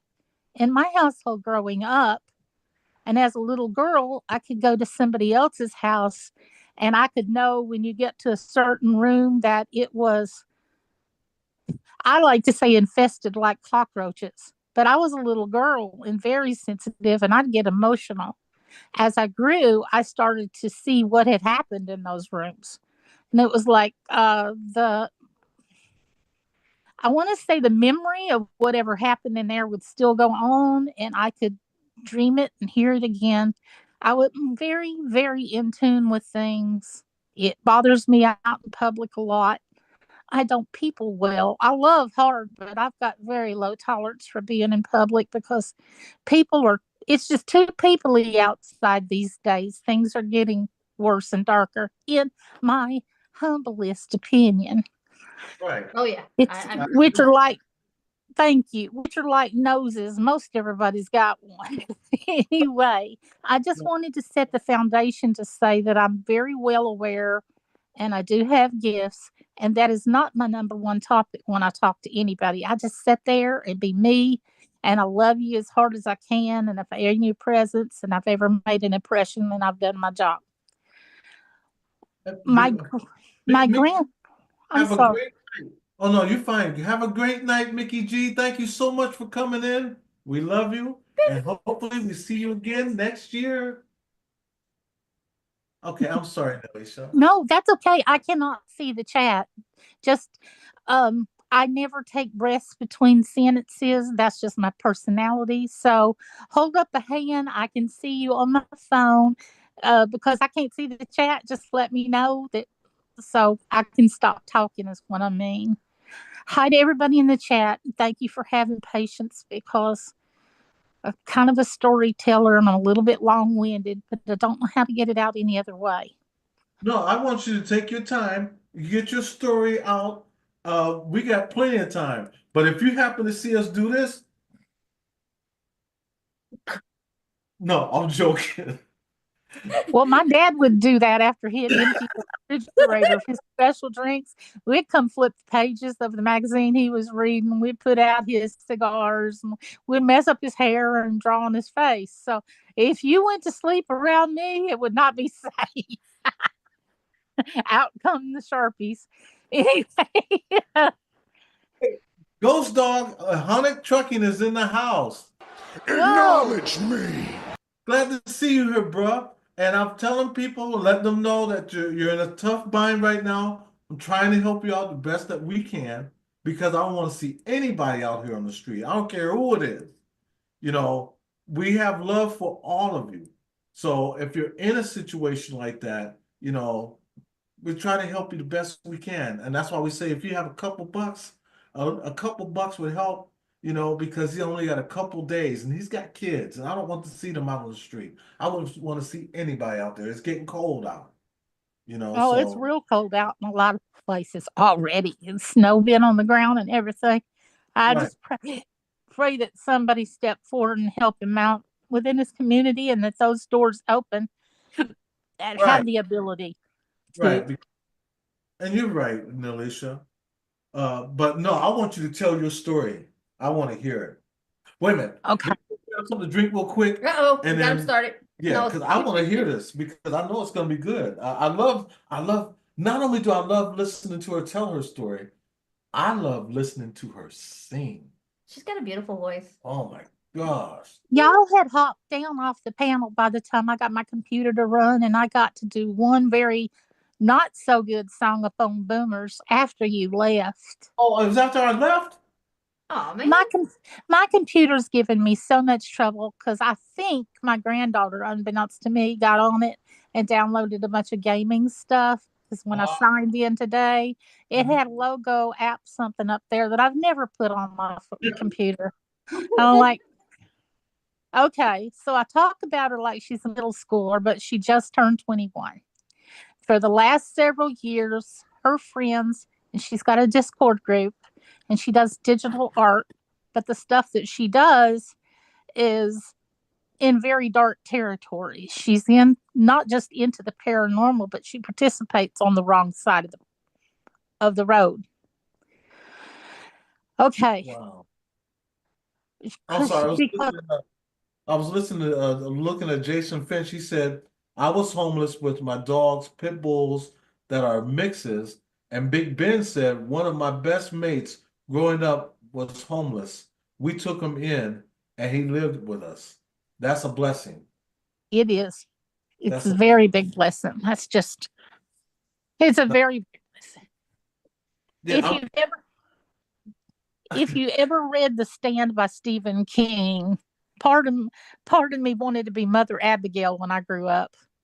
I'm that girl. Everybody's going to come this way. Anyway, to set up the story, Yes. I raised her from the time she was almost 4 up until she was a teenager. By then, she was already into the internet and she was doing some very dark things. And then there would be repercussions in the house. And then she'd get scared and run to her grandmother because she knew that I could make it stop and make it go. But she was always opening the door, inviting it back in through things that she did. She didn't know how to open and close things right. And she's inviting dark things to help her along without realizing what she was doing. Right. But being in a spirit of rebellion, which she still has, that's amplified worse because she's got friends talking in her ear, encouraging her. And she's got a bunch of yes men and yes women around her, is what I'm just going to say. And she doesn't want to listen to her elders or show respect to her elders. And she thinks that she's on the same platform as anybody that's grown now. But anyway, I'm like, how's that working for you? It's working. I'm like, you just become our entertainment. I forgot more in my lifetime than you know right now. Right. So, yeah, I'm like, so you just become entertainment. But yes, when you start messing with things and you don't know what you're doing, they start messing with you right back. Exactly. Now, I know this because at 11 years old, I started being very involved with a Ouija board. I was given one at 12, and by the age of 13, I was invited to different sleeping parties all over town because that thing would walk and talk for me. When you start messing with these things and you don't know what you're doing, they start messing with you back. That's The right. the poltergeist activity in my house growing up became very active because I had brought it in. But my mom had given me the Ouija board. Okay, I digress. I'm just trying to tell you that I'm aware of things and I'm sensitive of things. So here comes the second generation from me, the granddaughter that I end up partially raising before she went to her mom and then other places because her behavior was off the chain. Okay, she's came back to me 3 times this year. I am tired now. Each time she comes back, she's worse and worse and worse in her attitude and her behavior. Though I keep wanting to believe she's not, but she did. What I noticed the pattern of every time she involved herself in something wicked and dark, her whole personality would change. I watched the pattern. It wasn't even like her talking. Right. So one night I went through a period of where I was real sick and I was sleeping. I slept for about 3 weeks and only woke up a couple of times each day. I was very sick and I'm coming out of it a little bit. Well, during that time, she had the full run of the household and she's doing things on the internet and with her friends, and it's a fun game to them. Well, it got to be where I couldn't go to her door. Her bedroom door is on the side of the kitchen. She never opened her door except enough to get out of, and she'd close it behind her immediately, which I thought was weird, but I respect people's boundaries, especially grown young women. And I never went in that room. But if I'm prepping food in the kitchen, I could feel almost like there was someone else in there with her. And I knew there wasn't. I knew she wasn't doing that, but it felt like somebody else, humanly, but not, was in that room. When I would go close to that room, I would have a spirit of fear come all over me, like something was going to get me. It was a childlike feeling that I'd get when I get close to that door or put my hand on that doorknob. Like if she was taking a shower, I want to peek in there and see what was going on out of curiosity because I felt such a darkness coming from her room. But the darkness also carried a spirit of fear on it. And I'm not afraid of nothing. I'm like, I've got the attitude I wish somebody would try today because I've been bored a long time. I don't usually get scared, I get mad. I Right. get scared later because I didn't know I had that in me. But anyway, I was like, woohoo, somebody gonna fool around and find out today. I wish you man for word. But anyway, I hope you do think I'm old and disabled. That makes it more fun. Surprise. Anyway, so I digress again. So one night when I was very, very sick, she texted me from across the house. I didn't get the text until the next day. She came out into the living room and said, I needed you last night. I was very scared. And I'm like, why? We're in a pretty good neighborhood. She goes, no. Something grabbed me on the leg, yanked me real hard, and I almost fell out of the bed. Oh, really? It didn't bother me at all. I was fine. Nothing yanked on me. So, no, I didn't laugh in her face. This is my inside voice. And all it was doing to me was confirming that she was doing stuff and opening up stuff and bringing things into my house that she wasn't supposed to be. Right. She was doing things also against my wishes because I have a very spiritual, godly protection over my house. She said this is the safest property she ever walked up on. She verbally told me, you've got a dome over this house and over your property line. Like that Stephen King book, The Dome. Uh-huh. Mm-hmm. She said she felt that protection in her house, in my house, and on the property. And I'm thinking, yeah, but you're bringing something in that I said no to. I can't have it. I've not had anything here. The when I got in here and I moved in, I cleaned this house and made it mine on so many levels. But you brought something that's not from me. So here we need to close this up. And I'm like, you got to figure out what you're doing because it's not right and I don't want it. But we Right. didn't want to discuss religion, but did want to discuss respect and boundaries. And I expect you to do both to me in my house. Mm-hmm. I'm not asking for a whole lot, but be nice, would you? Don't disrespect me. So the next night, she had the same thing kind of happen again. What happened was she woke up by hearing knocking from the bedroom closet. Now, I have a bifold doors, two of them, in a rectangular shaped closet, which isn't very deep. And in that are paintings that my grandmother did and some books that belong to my mom. And that's it. There's not even a clothing rod in there. She started hearing knocking like somebody was knocking on the door coming from inside that closet. I don't have mice or rats here either. There's never been any droppings, there's never been any signs. And I sweep and mop and take out the trash real good so they'd starve to death. Anyway, I hope you guys are tracking with me and I'm not dragging this out too long. Well, that's what woke her up at first. Yeah, And you're fine. Right. but she said she dozed back off after she heard the knocking, even though it scared her. She put the blanket over her head. She said something grabbed her on top of the foot and yanked her again. And she came out into the living room to tell me the next day. She showed me her leg and foot, and it had bruises in the shape of fingers on top of her foot. Wow. Uh huh. And then her personality changed the next day. It didn't even seem like that same person at all. She seemed like a whole other being. And she started yelling at me more, which she yelled at me a lot anyway. She always put me in my place and says, what we're not going to do in this house is, and of course I couldn't hear the rest because I usually laughed. Right. I'm like, ha, ha, ha, ha. Okay. Anyway, you must be new because I'm not. Anyway, Sorry. I parent just a little different. Sorry. I'm real old school. Okay. So are we. Cool. Yeah, can you imagine one of your grown children telling you what we're not going to do today? I haven't. Oh. She did it again. Never did it again. uh-huh. Uh-huh. That So was it. Closed the book on that real quick. Yeah, apparently I did too. But I think her whole personality changed once she started introducing the paranormal into this very protected, safe space.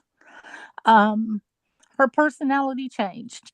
Prior to this, during the same visit, she took the garbage out and she said, I had just left the living room sitting beside you. And when I took the garbage out to the dumpster, to the tote, we have trees up behind our house. I've got a very big backyard. She said, I heard you calling me to come back there to the trees like you was going to show me something. And I said, well, what have you learned? What have I taught you? And she said, you taught me when I was little, if you hear something calling, no, I didn't. If you think you see something that's not out there, that's out there, no, you didn't see it. And don't look up in the trees after dark. And I said, that's right, baby. That's what I've taught you your whole life. You think you heard it? No, you didn't. You think you saw it? You did not. Don't look at it and stop looking up in the trees. Dang. It's a wonder I've kept her alive so long. Anyway, she heard that. She saw something that looked like a dog man at the next door neighbor's property since I've been here. But that one night that something pulled her by the leg and left the bruise that I honestly saw it. I wish I'd have took a picture of it now, but I was dealing with so much mess out of her. My nerves were shot. I wasn't thinking straight. Within 48 hours, she decided to go live with her mother. And she took an Uber to a Greyhound. She took the Greyhound to her mom's. After she left, I had to go and clean that room. It took me about 2 or 3 days to get up the courage to go to her room.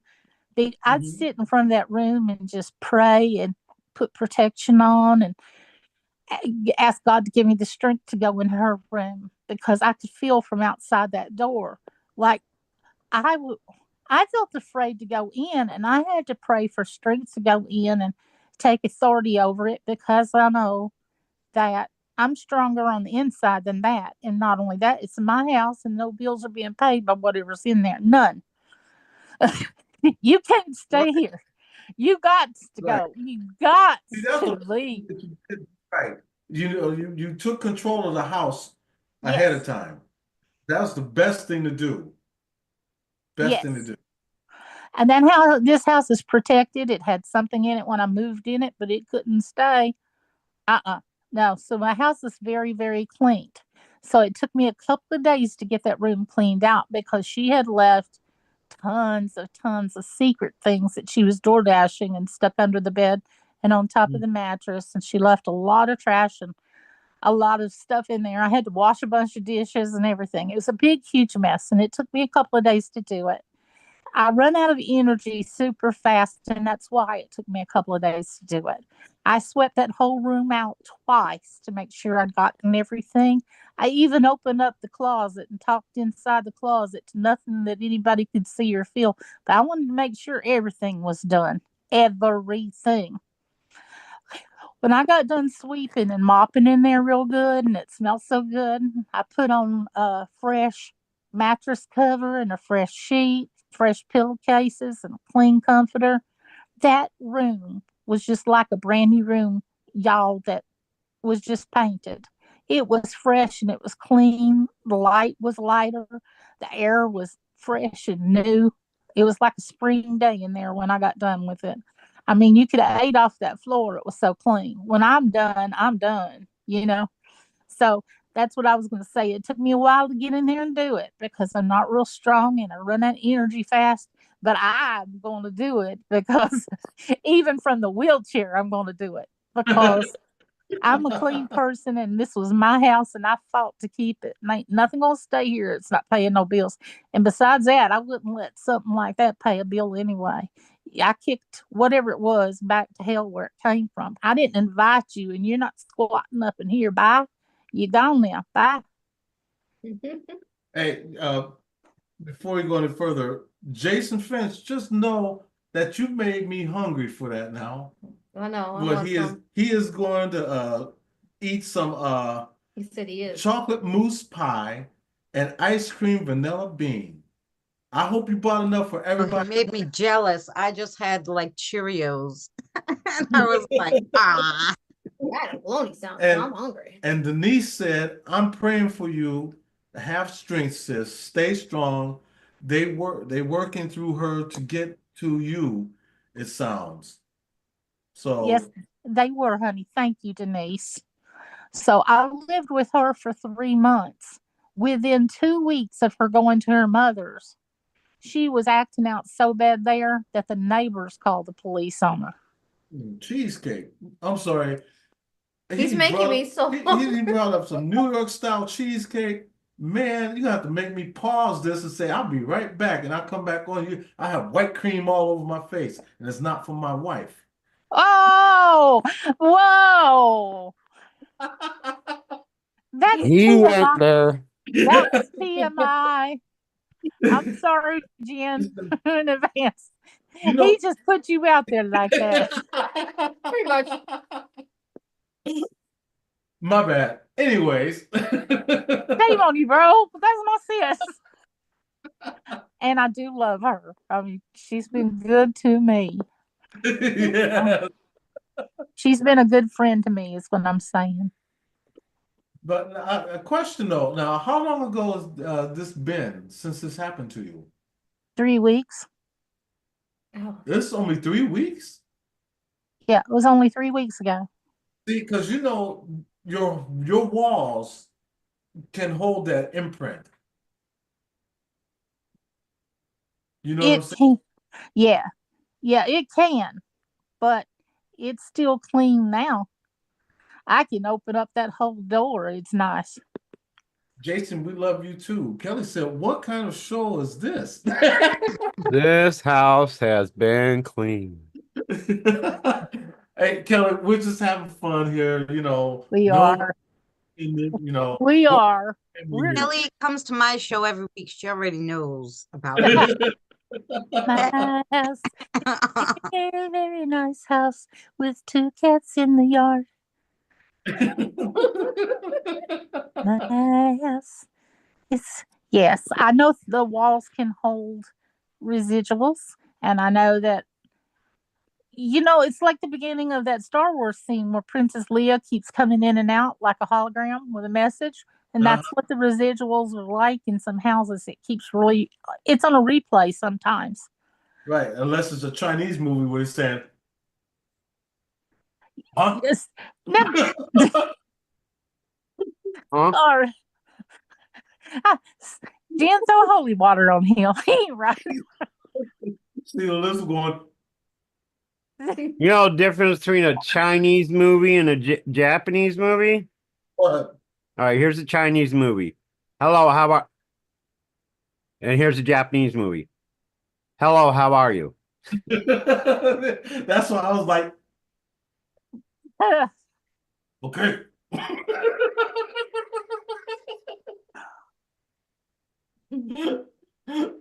Arlo Guthrie's Alice's Restaurant. I love that song. Yes, I like the show Alice. The show Alice. Remember the TV show Alice, the Kiss sitcom. my grits. Grits? Kiss my I grits. used to love that show. Yeah, I loved Alice, and I don't remember her name. Flo. Vera. I think her name was Vera. Yeah, the thin chick with the dark hair. Her name was Vera, and Flo had that southern accent. She said, "Kiss my grits." And Mel's Diner was spin-off. Kiss my grits. Look at her smiling at him. I know. I like I'm living a double life. Honey, I'm sorry. That voice, though. His sincerity, yeah. Anyway, I talked for about 20 minutes and I took up a lot of time. And what's your feedback on those stories that happened recently? Interesting, because That's why I was asking you, the question about, how long has it been? Because I thought maybe it's like maybe a year, a couple of years ago, but you said 2 weeks or 3 weeks ago? That's a huge. Yeah. I started praying God to show me what to do. You know, I want to, I want to get out of this. And about that time, she decided to go live with her mother. So sometimes the problem takes itself out. I But can relate with Alicia because every time my one niece comes over and after she leaves, I feel the urge to sage every time she leaves. well, her and my granddaughter would probably be BFFs for life. Probably. Wow. That's gotta be draining though, to have to live with that though. That has to be Yeah, it has to very be. exhausting. It was because it was during that time I went to sleep and couldn't wake up except for once or twice in a 24-hour period. Uh-huh. Yeah, I guess it would be kind of hard to sleep because it would be imprinted in your mind as to what the things that's going on. Oh, I So, was sleeping for almost 24 hours, Eddie. You got it backwards. She slept most of that time. oh, you slept most of that time. Mm-hmm. That's It what. started getting worse and worse. It was like I got some sort of sleeping sickness. And my doctors were telling me it was because of the problem that I had on my brain. That's part of it. And the memory loss is part of it. And I'm like, no, the memory loss is because I'm a certain age. And I That's still have my intelligence. And they said, well, that might be true because your brain is not shrinking according to the pictures, which is a sign of dementia. They said your brain is not shrinking. I'm like, okay, that's good news. Since I used to right. work with dementia patients and I had that info, I know too much. That's my problem. I know too much about a lot of things, but not enough for certain things. I don't Right. know everything I need to know, is what I'm saying. Oh, I Um, hear you, and you're but for right. the last 3 months, I've been really going through it with health problems and with her. In the last few days, it's like I feel like I'm healed. I'm getting up a little bit more. I'm staying awake more. Now that she's gone, it's like it's lifting. All that negative energy is gone now. Yeah, It all was that it was negative energy. it was smothering, overwhelming, and just exhausting trying to keep yourself even moving for the day. It's like walking into dense clouds and Yeah. can't get out and you're lost. That's what Yeah. it's gonna probably what it feels like on your end. If Now, you guys have ever been to the ocean and went out in the water and you're trying to walk back up onto the beach, you know how heavy that feels? Well, yes, Mhm. that's how heavy I felt all the time. yes. And now that she's gone, that energy is lifted and Yeah. yeah, I Yeah. so Right. I only started eating normally the last 3 or 4 days. I was eating once or twice a week, Hmm. and I didn't even have the appetite for that. I was just drinking water mainly. I had water bottles in here by my bed. I was sleeping all the time, waking up to take my nighttime meds and going back to sleep. And the scary thing was is I was enjoying being asleep. But while I was asleep, I remember dreaming and I remember praying, God, I said I'd sleep when I was dead. I'm not dead yet. Wake me up. It's like I was trying to come out of it. The me of Hmm. me didn't want to be doing this. I got a question, Alicia. Did you make sure you soaked her black candles in salt water before you threw them out? She didn't have black candles. Oh, okay. She seems like the black candle type to me. No. No, But you know that's the something I've heard. If Well, somebody, I mean, because black candles can be used for very what's the opposite of malevolent again? Benevolent. A lot of benevolent no, things as no, well. no. But when It's they're good. used for something malevolent, Yeah.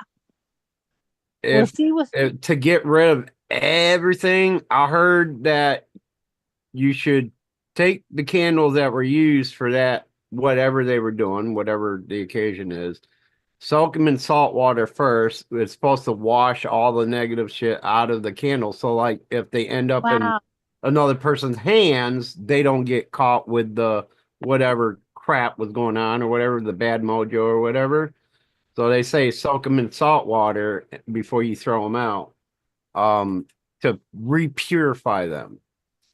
Because Well, if they were used for something negative, they hold that negative charge. no, I have friends here that, read cards and do rune stones and everything like that, but Yeah, she was yeah. doing it for a different purpose, that Right, right, she was doing it against people. right. So if I start talking about it, I'm afraid it would sound like I throw shade on people who do it out of niceness, like Christina. She was doing some bad things that I knew before she told me, because I'm sensitive. I can feel it and I can see it. And I've always been the kind of parent, and even my adult son could tell you that I would come up and say, "You need to tell me, or I'm going to tell you," because I saw it when he was a rebellious teenage boy. Because I already know. I went there with you. My spirit went with you. I saw it. So you need to Mhm. come clean and be true with me. Because if you don't tell me, I'm going to tell you what I saw. And I've always been spot on. And even though he's an adult now, if he was here, he could confirm word for word what I'm saying right now. He said it's kind of like trying to sneak sunshine past a rooster. You couldn't really get by with too much with his mama. And then now here's second generation. She's got to fool around and find out too. Yeah, Billy asked, Right. did I hear about the news of what happened at the airport in her hometown? No, I didn't, Billy. We, I mean, you feel free to tell us. That's no problem because we don't really watch news. Mm-mm. To us, news is nothing but negativity. So we choose not to watch it. What we basically watch, we'll watch like news clips or something like that, CNN, to keep ourselves caught up. But we don't watch news. It's because it's nothing but negative, you know. And Right, what I was right. going to tell you, Nelisha, is now that you're starting to feel a little better about yourself, you may want to, like, when you get up in the morning, just do some, like, some, I don't know, say a prayer for yourself, and for your universe, and just say thank you for my car, my house, the clothes on my back, the food I eat, and do it every day to show gratitude. Okay. Yeah, sir. See, With now you're on it. You're on it. As soon Yeah. as my eyes open and I'm conscious and I'm not even awake good, I'm already praying. I've filled with an attitude of gratitude. I've been through so much, and I've been let down, but I've never been let down by my source, of the one that I depend on, that a lot of people don't believe in, but that is proved to me true time and time again without fail. But when I just get conscious and my eyes aren't even open yet, I'm already in deep conversation and prayer with an attitude of gratitude, because I wouldn't even still be here without my help. Just being able to have a roof over my head and a bed, food in my refrigerator. I got electricity. The house is warm when it needs to be and cold when it don't. And I still got a running car that's not supposed to be running, but that's a blessing, because Mm-hmm. I'm being blessed. Everything I touch is being blessed. The Exactly. next thing that needs to be touched is my finances, because it's not blessed, but it's But going to be blessed. My blessing it's is going. coming. Yeah, see, that's why I was gonna say, whatever you feel that negativity in your mind, like my bills need paid, I gotta get this, I gotta get that. Think to yourself that they're already done. They Thank the are. heaven that my bills are taken care of. Thank you for the gas in my car, even though it's not there yet. And it will happen. You gotta I remember, it's I'll like be right back. okay. I'm gonna go grab me a coffee because my next story is gonna require it. So I'll be right back. Because, and believe me, it's worked for me. There's a guy that I watch on YouTube, and you can check him out too. His name is Robert Zink. Go by, check out his videos. He's got one video that I watch every day. It's called "Do This Once a Day," and he's got this thing that you don't even have to recite it back. Just listen to him because he's putting it into you.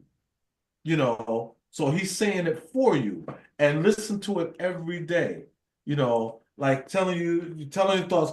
I am thankful for my thoughts, and I choose to focus on the positive aspects of life.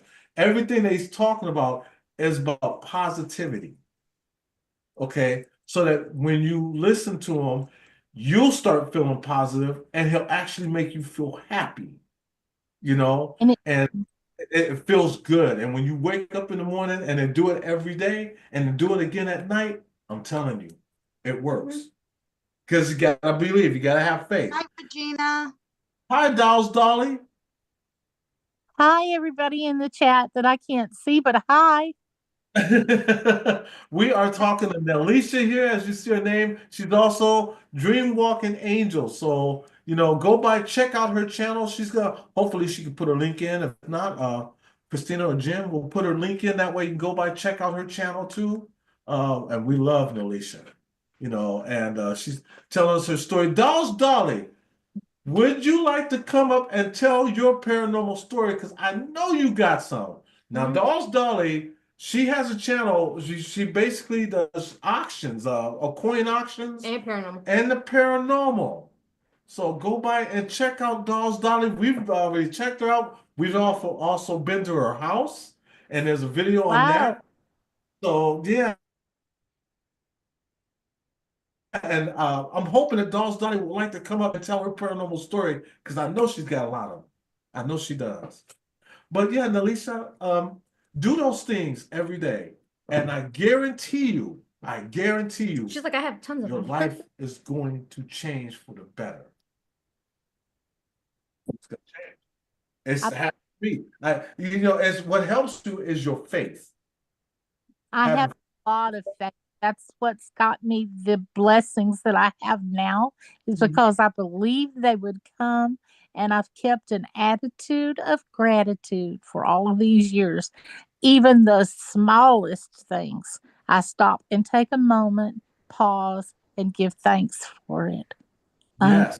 I didn't have to wake up today, but I got to wake up. I had the privilege of waking up, and um, I'm so thankful. I'm glad I got to be on the planet the same time as all of y'all. I could have been born at any other time in any other century. And I got to be here and sharing the air and being on the same turf as y'all in this lifetime. I'm even grateful for that. Yeah, and that's what I say, every day, and everybody should do this every day. Just show gratitude for the things you have, not for the things you want. Be thankful that you have a roof over your head and that car that you drive, that you have them groceries in your refrigerator. Be grateful. If you don't believe in God, that's fine. Be thankful for your universe because you gotta remember you're co-creator of that. So whatever comes in your mind, and if you focus on that, that's what you will receive. But it takes time and focus and believe in yourself and your faith. And I guarantee you it will work. I've been doing it now for a couple years. And let me tell you something. It's worked out for me.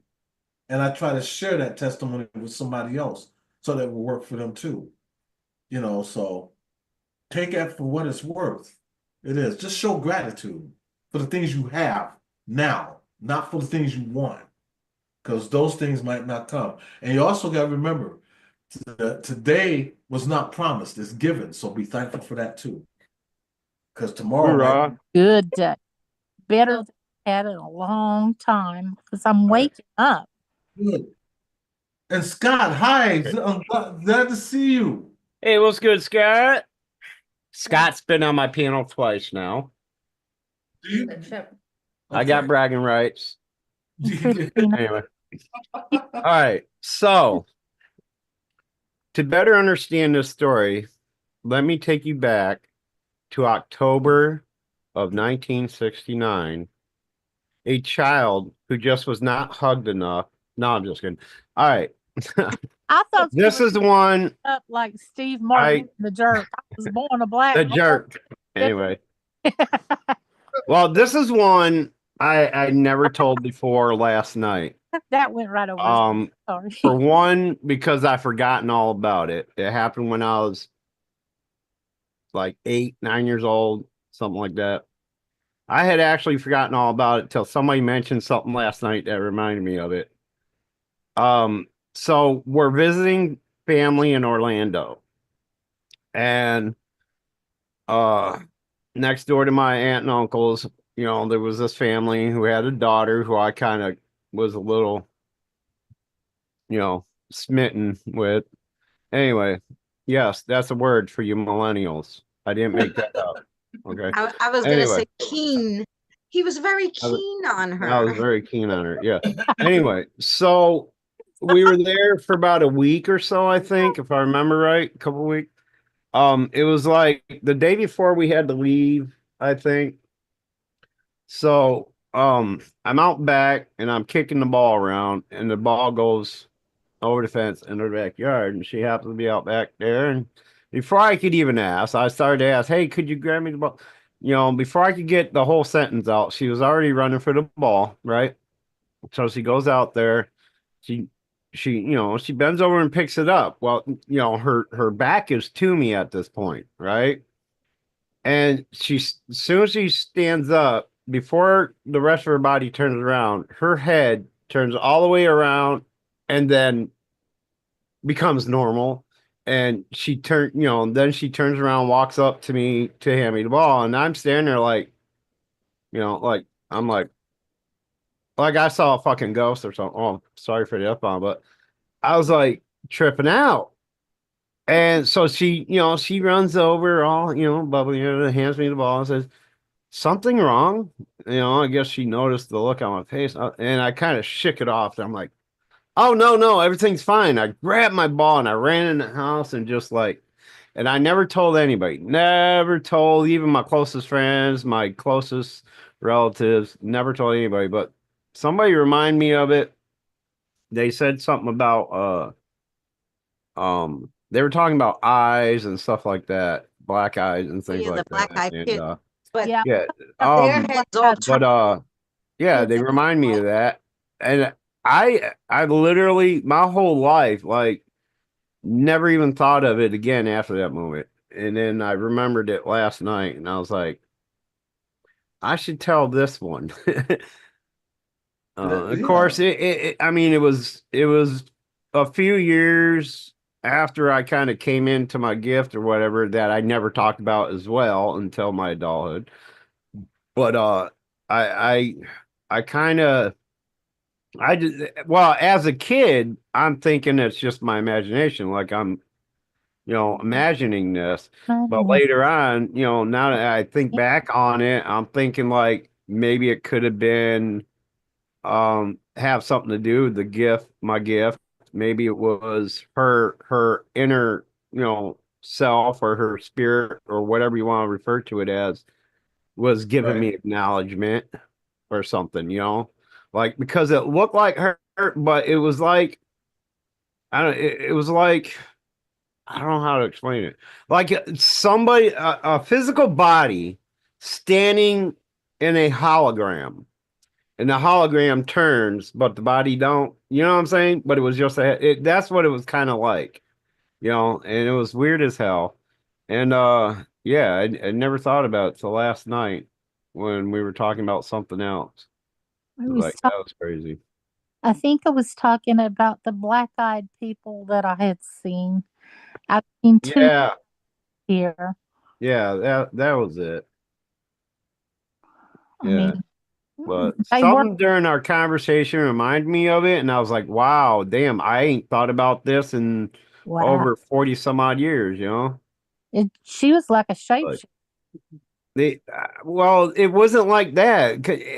Like it wasn't her physically, like her physical body. It was almost as if like her spirit stuck I her head saw, out like and I then looked, yeah, like I looked through, like I could see through her body and see her spirit energy inside, but it looked exactly like her. Not like when, not a misty, but it was almost like a little bit more, it looked more solid than just a hologram. You know what I'm saying?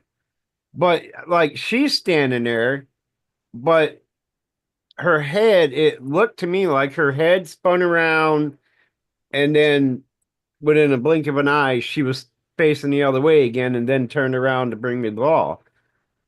It was weird as hell. I mean, I don't know how, like, what could explain a phenomena like that other than, you know, now that I think about it, it was just a few years after I came into my gifts.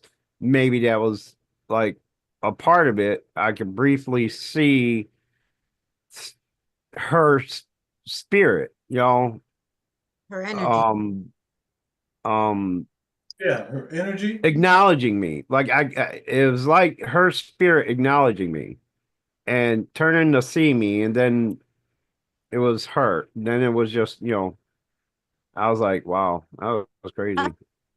Boomer, I just had the wildest thought. What if she saw you like that at the same time? And I never thought of that either. That's That, wild. Right. you know what? That's exactly what I was gonna ask. Really, Yeah, well, Eddie? neither one of us ever spoke of it, Right? and we left the next day. I never got to say, we never got to say goodbye or anything before we left. It was like because we left the very next day, and like I didn't see her. I didn't see her again after that incident. I didn't want to. I was as a Right. child, as an 8, 9 year old child, I was frightened. I thought Yeah. it was something, like taboo or whatever. Like it scared the shit out of me as a kid. Right. So I purposely avoided, like, she had an older brother that my sister was kind of sweet on. And they said their goodbyes. And she's like, you're not going to say goodbye, so and so. I'm already in the fucking car ready to go back home.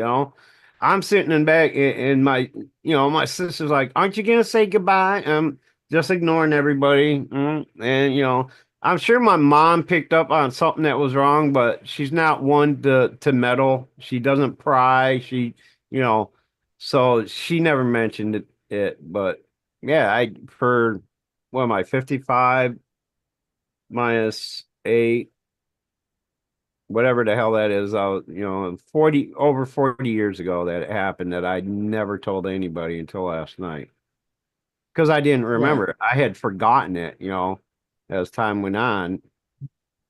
Um, I don't know if it was due to all the major concussions I've had in my life or what, but Well, I'm sure since it scared you when you were younger, you were probably like, it yeah, it could have been it's out of due my to mind and I'm not gonna traumatization. remember Yeah, it.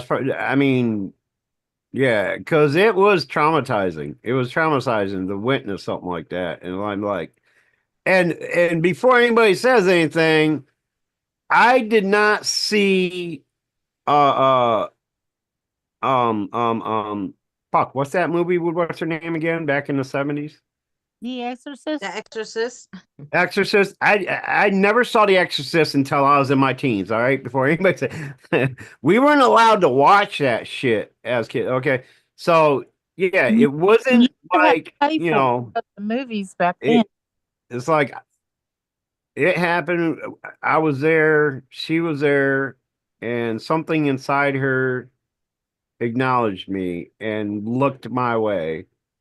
And then in an instant, Same thing. everything was normal. So, Eddie thought Acknowledge me. at the same time as me about what if, by chance, she saw you doing the same thing and acknowledged you.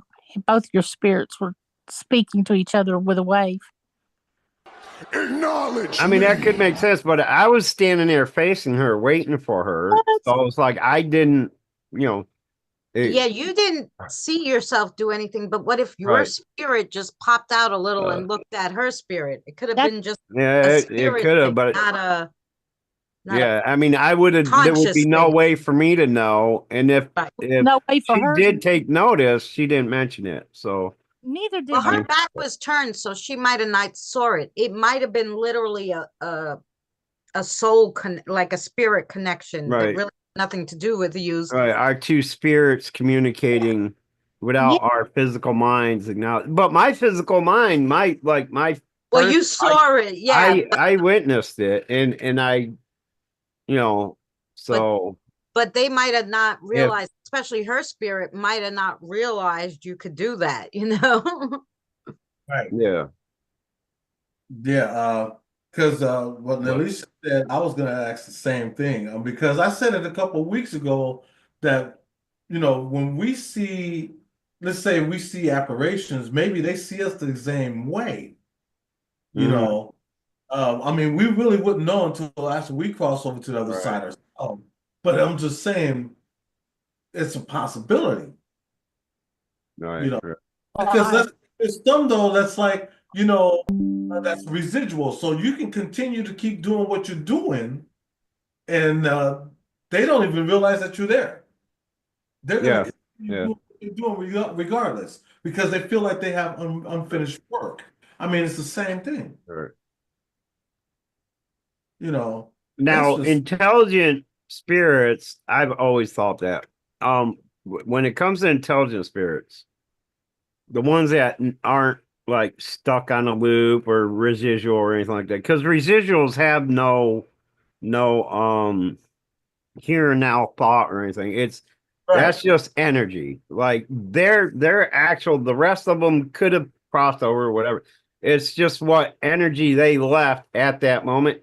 But right. with intelligent spirits, the ones that are stuck here for unfinished business or whatever, the ones we can communicate with, I've always thought, and I have asked this question to the other little spirits around here, and nobody has an answer for me. But I always wondered, when they see us, do they see us as us, or do they see our spirits within us? Like, is that what they think they're communicating with? Is our spirits, or do they see us as us? Now, when I first approached Stephanie Bennett, which is one of the little spirit helpers I have over there, and she would communicate to me a lot about how things work and what the stages are and things like that. She said when she looks at us down here, when she looks through the veil to identify us, all right, there's the four basic colors that we each have. Not auras. It's something different. Like we each have our own colors from blue, red, yellow, and for some reason green. I don't know how they don't get confused when a blue and yellow are standing together, but I get they have a way of sorting it out, I guess. But blue, yellow, you're either a blue, red, yellow, or green. And depending on your spirit's level of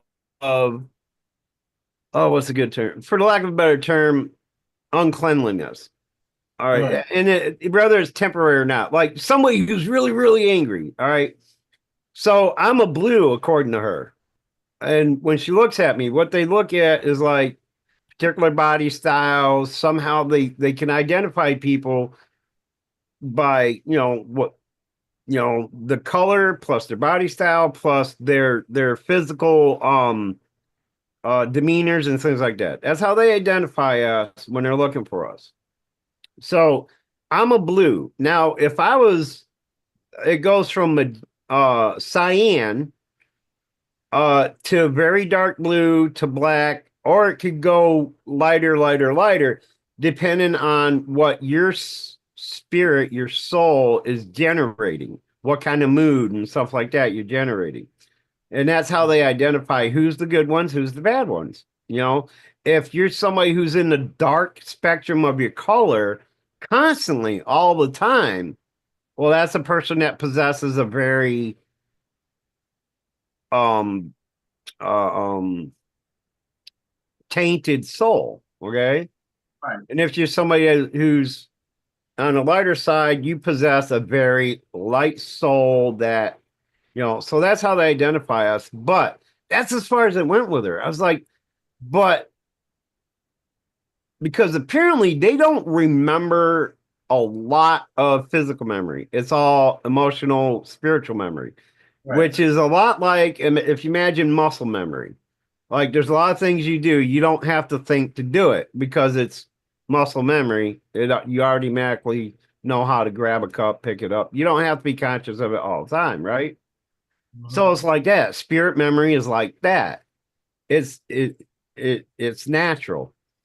So they a lot of times they don't.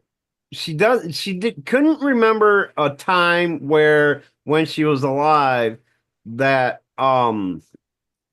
she could see somebody's soul, you know, and in death without that pre-knowledge of it, she can't answer that question for me.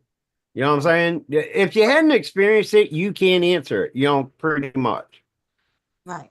But I've asked. I've asked. I was like, do spirits see our spirits or us?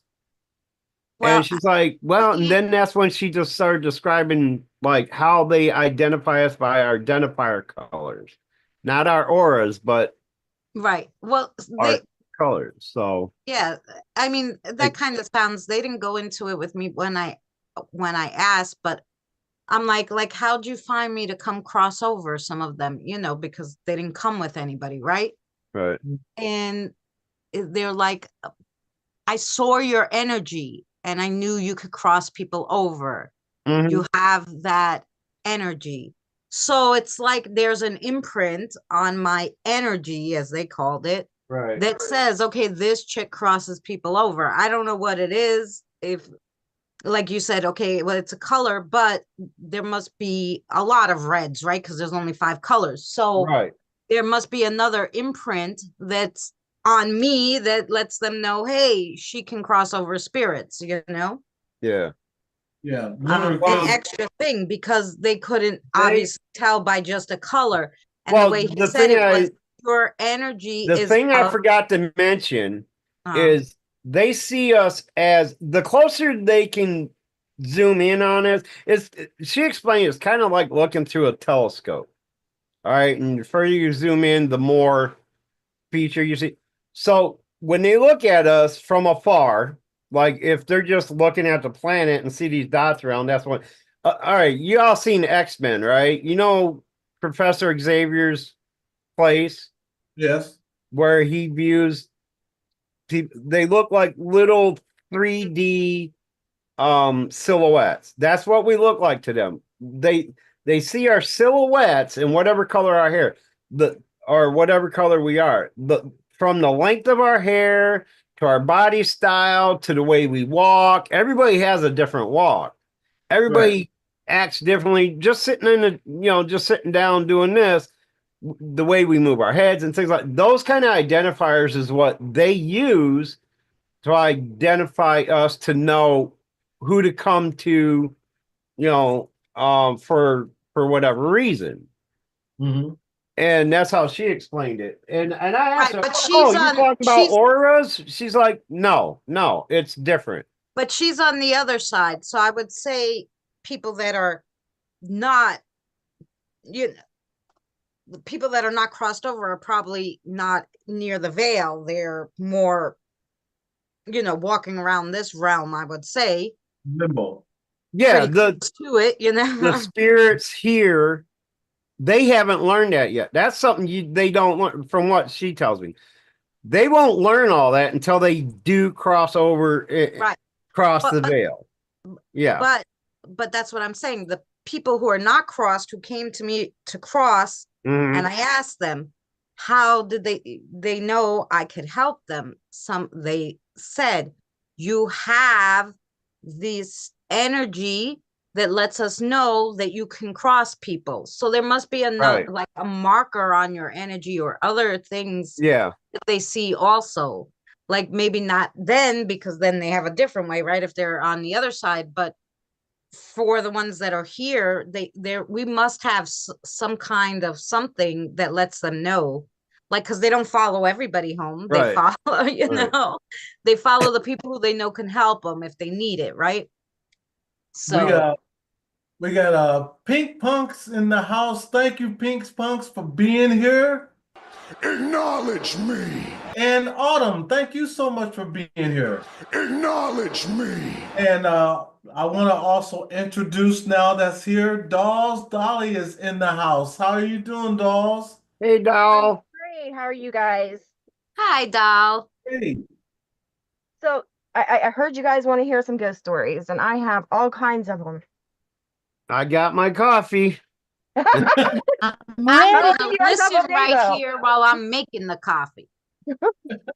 I can't wait to hear it, Dolly. Nice to meet you. Nice to meet you guys. My journey started when I was 6. And I remember very, not vaguely, but really remember getting in trouble because I came downstairs and I was supposed to be in bed asleep. And my dad told me, "What are you doing up?" I was like, "Dad, they're telling me." And he's like, "Who's telling you?" I was like, "Dad, listen, they're telling me there's going to be a fire." And you can look it up because it's been all over the newspapers and it's probably in record somewhere, but you can look it up. This store was called Bush's Store in Yorksville, Ohio. And it was on the corner of First Street in Yorksville. But I was like, "Dad, right across the street where that candy store is, these spirits are telling me, and they're holding fire in their hand and pointing over at the building." He's like, "What are you talking about?" I was like, "There's going to be a fire." He's like, "You better get to bed." I was like, "Dad, no, I can't sleep." He's like, you're 6 years old, get to bed. And it's 11 o'clock at night. I was like, "Whatever, Dad." I went back to bed. At 4 o'clock in the morning, he woke me up and he's like, "How did you know there was going to be a fire?" I was like, "Dad, they told me there was going to be a fire. I couldn't sleep." Wow. And he's like, "Well, who told you?" I was like, "The spirits, they told me." He's like, "Well, that's not really spirits telling you. That's a gift that you obtained." But from there, it went on. And I remember, I'll tell you one that was it was hilarious. It told on me growing up because it got me in trouble. And I'm living on the farm where this occurred at now. I was 16 years old and I was just starting to get into smoking cigarettes. And you know how parents are with kids smoking cigarettes and you're a Christian family, right? That Right? was the biggest no-no. They knew I was buying cigarettes, but they couldn't figure out where I was hiding them or anything like that. And when you're on a farm, there's plenty of places to hide cigarettes. And right next to the farm, there is a cemetery. And I was standing up against one of the buildings on the property, and it was sprinkling. And I was watching down over the hill a funeral that was going on, and everybody was dressed in all black while I was leaning up against the building smoking a cigarette. For some reason, something told me to look to my right. And I did. And I could have sworn my grandpa was walking right towards me. So I hurry up and put the cigarette out. And then when I did that and I looked up, my grandpa was gone. I was like, "Okay, where did grandpa go?" So I went in the house. I was like, "Grandpa, did you go out towards the cemetery?" He's like, "No." I was like, "Are you sure?" Because I was out there smoking. I was like, "Oh, crap." Whoops. Told on yourself. I told on myself. And he's like, "No, I've been sleeping in here. What are you talking about?" I was like, "Grandpa, I saw you clear as day walk towards me in the cemetery." He's like, "No, I've been sleeping and you woke me up." There's a thing about that where you thought you seen a relative and it wasn't. I forgot the name of it though, because it's not pareidoia. Wow. It'd be a doppelganger. Yeah, because pareidolia is something completely different. I know what you're talking about, Mm-hmm. and it sounds, if I remember right, the word sounds like it has something to do with astral projection. So the word stems from that, and I can't remember what they call it. Right. It's like a Um, tongue. shit, where somebody's could be unaware of their spirit leaving and following Right. people and then coming back, and but their consciousness doesn't remember. Right. Oh God, I wish I knew it. Can't Right. remember what the hell it was called. Because I just talked to somebody else that had that same thing happen, and Yeah. they said because the person was still alive. Yeah, Yep. he was still Yep. alive. Yeah. It'll come to me later. And I'm you not said even he was thinking about it. sleeping. Maybe it was, I'm thinking his maybe it was spirit. him. But even he has no recollection of it. No, he was sleeping, so your mind Yeah, relaxes. he didn't know nothing about it, but it got me in trouble. I was grounded for 2 weeks. Look, Wow. you got you in trouble. You done told on yourself. Yep. Yeah. I saw you, Grandpa. I was over there smoking and I saw you. Oops. What did I just say? Right. He's like, let's talk about the smoking situation. After that, I was like, oh no. Scott, have a good night. Thank you so much for coming in. We love you, bro. We hope we see you next year. Please come back. Yeah, next year is next week. Sure is. Yeah. It's coming quick. I know. I'm looking back at 2024 right Can't now. come quick enough. It's slowly fading away. There is another time. It is slowly fading away very fast, actually. Need to hurry up. This year went quick. It It did. went, It was like Oh real no, it fast. kind of dragged on for me. it went quick for us. I mean, because man, I can still remember. It's like because we work so much that it's like every day is just getting shorter and shorter. It did. It did, and it is. Mm-hmm. And It that, is. that tells you how life is It going. it is. You're right. It is. It is. At this time last year, Mm-hmm. it did not get dark until 6:30. Right. Now it gets dark at 2:30. We lost 2 hours, and nobody's telling us what happened. Nope. I have my theories. Let's hear your thing. Well, that's just daylight savings time. No, it wasn't. No, Yeah, I know what you're saying. I know what you're saying. Yeah. We've all got the same 24 hours, and the same time last year during daylight saving times, the sun didn't set at 4:30 in the afternoon. Right, It's exactly. in the afternoon. That's right. I'm awake. But anyway, I have another experience. I mean, like I can go on all night about experiences I've had. Go ahead. You're fascinating. We want to hear more. Right. Well, And I I can tell you love things the that. voice, so I could sit here all night and listen to that voice. So, Oh, thanks. But anyway, I remember a time when I was 7 years old. My dad was a single dad. My mom had disappeared and she has not returned back into our life. We didn't know what happened to her for the longest time. But he was trying to move furniture into the house.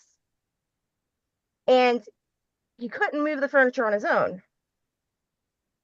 And so out of nowhere, this guy just shows up. We don't even know who he was. He's like, I know you need some help. Would you like me to help you? And he helped lift the furniture into the house. And once he was done, he vanished into thin air. We didn't even see him leave the house, nothing. He was gone. wow. That's crazy. I wonder if it's a relative that, a relative of your guys is like past relative that passed away. They knew he was struggling, and you know what I'm saying? Like spirits come to visit in human Well, it form. would have to be a relative of his that That's he what didn't even know. What I'm saying, like a relative in their past. It's a possibility. Hello, cute kitty. So glad that you are here. Acknowledge me. Hey, kitty. That's crazy, but at the same time, it's cool though because he came to help. You Yep, know, and then vanished. and you hear of stories like that from people where they've had experiences where people came to help someone, and then they just vanish. Nice. So Yep. and you're right, Kelly. That was an angel. That's what my dad said. It was an angel. Because they do have the spirit of helps on them. They do come to help people. Yes, they do. Yeah, my dad went to go offer him money, and when he turned around, he was gone. He's like, where'd he go? I was like, Dad, I didn't even see him leave the house. Wow. Yeah. I've heard of that happening many a time at car wrecks. Yep, yep. Hi, Erica. There's Yeah, that mysterious individual that came and lift the car up and then suddenly vanishes. Yeah. Kelly, I've he heard did of talk. those stories. Yeah, Kelly Yes, wanted to talk. yes, he did talk. He said, "I know you are struggling. You need some help. Can I give you a hand?" Now, Wow. see And my dad's like, "Yeah, if it was please." the opposite Did he of talk me. after that?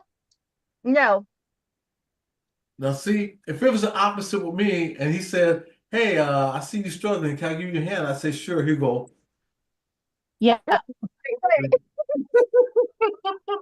If you did that in a circle, Eddie, if you did that in a circle, it'd be a round of applause. "That's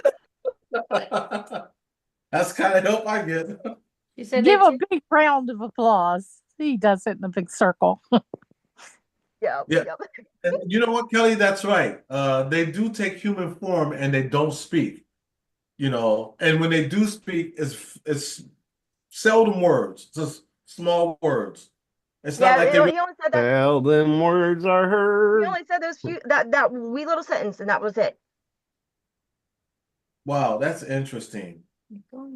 That really is. That goes to show you that there are angels. Oh yeah, I believe in that. Oh yeah, I believe I there's angels. Just like I and believe there's demons, just like I believe there's ghosts and spirits because I've seen them, I've heard them, I've experienced them. yep. Oh, we've I experienced it at your house. Yes, you did. Yes, my house up in Akron was very haunted, which I don't have now. I sold it. Oh, you sold it? I sold it. Yes, Well, I because guess after my son was shot at, I couldn't stay there no more. because I remember it was on the news. Yep. Mm. So I couldn't do it no more. I had to sell it and move back down here. But You fixed that house up nice too. I did. It was beautiful. It sure was. But Y'all, if you go back and check out that video I did at Dolls Dollies, you'll see what I'm talking about. On that video, though, they was just working on the house. They had basically gutted the house out, and you would see that. And then we went up to the attic. You know, yep. uh, that video still gets watched. Oh, that reminds me. I put the link That's in. that place I've had multiple experiences there in that house. My friend, she made a comment to me one time because she had no issues coming up to see me Mm-hmm. at this new house from Canton South up to Akron. And then one day she's like, "Is your house haunted?" I was like, "Yes." She's like, "I'm done." She was out and she never came back. Yeah, I would have been in my glory. How you doing, Colleen? It was Thanks the for spirit coming. that I experienced. Well, Acknowledge me. it's funny because I said to Danny, "Oh, I want to get a haunted house," and he said to me, he goes, "Why, Christina? Why?" I go, "No, so." He goes, "I know, so you can help the spirits, but then once you cross them over, the house is not going to be haunted. So there's no reason in buying a haunted house. You could just call them all to come see you." I'm like, "Oh, that's true." Or you could be like the lady from the Winchester house and just keep them coming, Yeah. invite them in, and then send them packing. And then suck the lives out of them. No, no. Greg said, "This is what I experienced with the child apparition at the same house in Akron." Yeah, Wow, I never seen the child, but I have always felt the child and heard the child. but you never seen them. No, my dad did. And when he seen the child, the very next week he packed his bags up and he left. I can't live in this house. Now, Mm. see, now that poses another question because you say you've seen them. What if it wasn't a child? Because a I demon could be a child too. let's see, I thought it was a demon because it was mimicking, and it wasn't a good feeling, a vibe that I got. My hairs were standing on end. I'm standing on end now talking about it too. But he mimicked one of my sons and acted like one of my kids. Mm-hmm. And when my Oh, dad looked back, he said, "Alex, what are you doing?" And Alex is like, "I'm right here, Papa." And he looked at Alex. He's like, "Wait, you're on the couch beside me? Then who was that?" Yeah, I'm afraid. I don't think that was a child. If he's mimicking That's you, demonic. That that's means some demonic. sage and some right. But mimics aren't necessarily demons either. Right. Or there wasn't no child. Because there are if you believe in uh Skinwalker? demigods. Demigods I can be mimics and uh, tricksters and shit like that too. And I've come across a trickster, not the best. They usually Yeah, come they're along with another spirit and try to yeah, make you think that they're that spirit yeah, Yeah. that you're talking to, like a relative or someone you know. And then they play like these crazy like tricks, and they're not good for to have around with the other spirits either. Oh, it's a right, pain in the ass to get rid of them because they're not a regular. I think you need to do tobacco, sage, and no, tobacco and the wood you have to burn together to get rid of a trickster.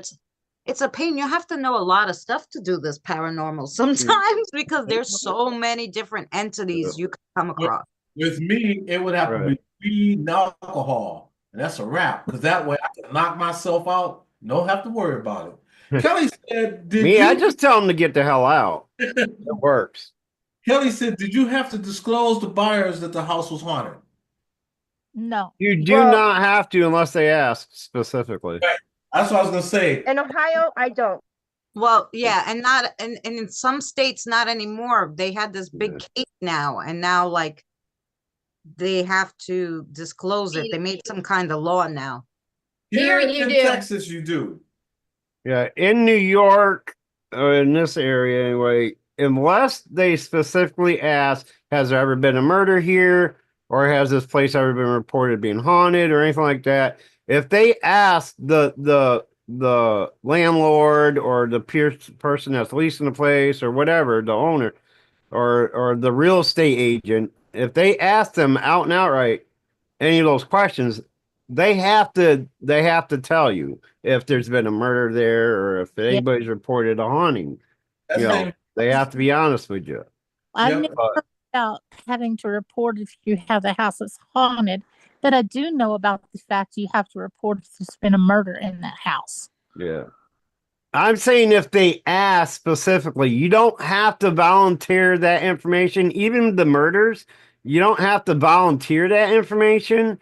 But if they do ask, you can't lie to them and say no. You know what I'm saying? But yeah, I mean, they're not legally bound to volunteer any information.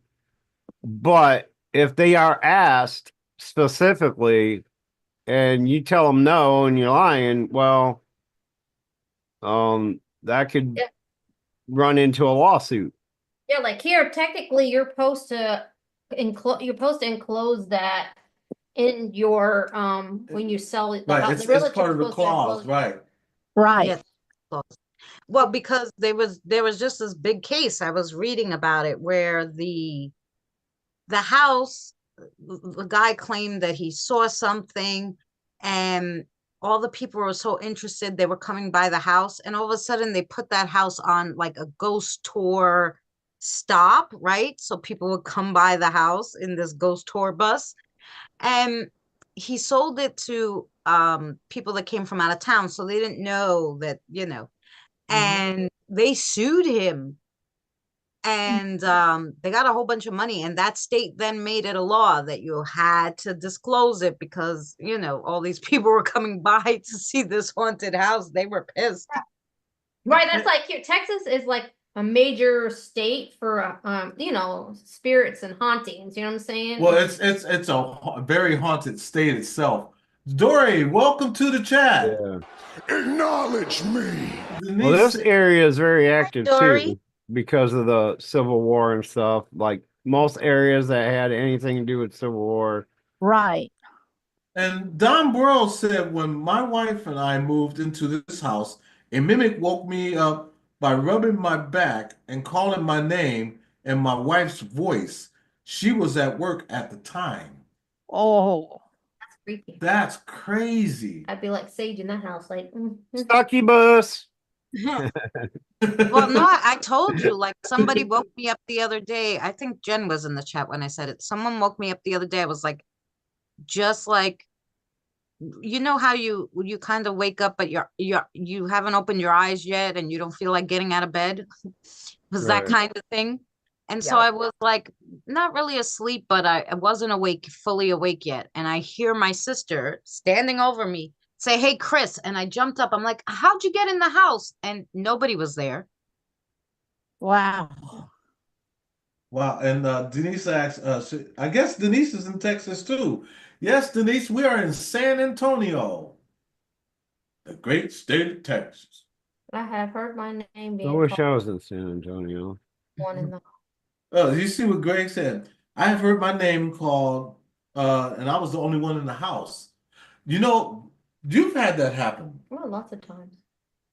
Lots of times. And I would be at work, and Don. Jim would be thinking it's me calling her. And like my granddaughter heard me calling her outside and she knew I was in the house sitting on the couch.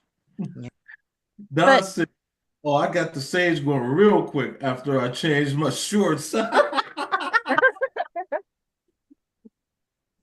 Oh, why was it? Let me ask y'all a question. If you had sex with a ghost and you're married, would that be considered cheating? Yes. mm, First I'm of all, if telling you're you having that. sex with ghosts, then that's a telltale indication that your marriage ain't going so well anyway. Fuck you best. talk about shadow dancing. Shadow dancing. Thank you. Do it right.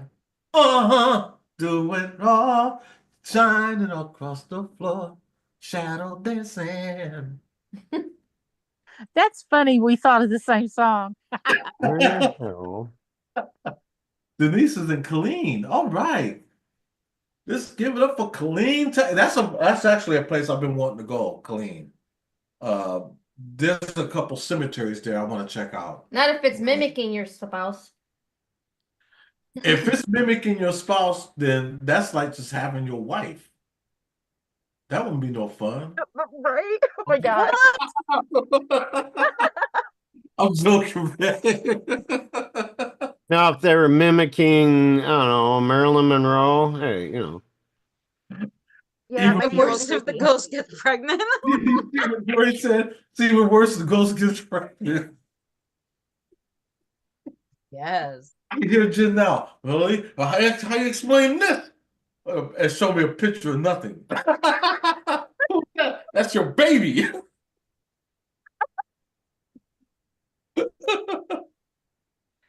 Sorry, I guess that's called shooting blanks. Ah, Eddie's on it tonight. I'm telling you, just like, what did I do? Cancel that one out. Hey, Doll, you got another one for us before I go on a Sure roll do. here. I'm here all Yeah, night. we're on a roll. So let me give you another story. I was 17 and I started dating Greg, the one that's in here talking about the Akron house. Yes, great. And he was in the car and he was driving because he was heading back towards the farmhouse to take me back home. And we stopped at a stop sign. And I was like, don't go just yet, because we see the van to our left acting kind of strange. And all of a sudden, something came over me, and I started seeing the accident flash before my face. And it's like, Greg, if you go, we'll end up dead. If you stay, we'll be okay, but I don't know about the other person per se, depending on what they do. And he's like, what do you mean? I was like, they came over me, and I just started seeing this van turn left and a semi truck coming through and hitting them. Wow. And as sure as I told him to wait, don't go, do not go. Whatever you do, do not go. And I just started getting more adamant about it. Do not go, Greg. And he's like, okay, I'll stay right here and see what happens. He's acting kind of funny and strange anyway. And as sure as I explained it to him, it happened. You had a deja vu. Oh, Wow. I don't have deja vu. I have premonitions. It's a premonition. Yeah. Yeah, Wow. that's definitely premonition. Yeah, because there was another time that I told Greg, because his grandmother had breast cancer and she survived it several times, except for the last bout that she had with it. And they told him that she only had so many days to live, and it was just before Christmas. And I looked at Greg and I told him, I know I got to go do some Christmas shopping for the boys, but I'm going to tell you, with an hour of me getting to the mall, you're going to call me and tell me your grandmother passed away. He's like, how do you know? I was like, because they told me. He's like, who told you? The spirits told me. As sure as crap as I got into the mall, I got the phone call. His grandmother passed away. Oh man. Wow. Don Hey, Boyle. Thomas. Don said that may have been a guardian acting for you.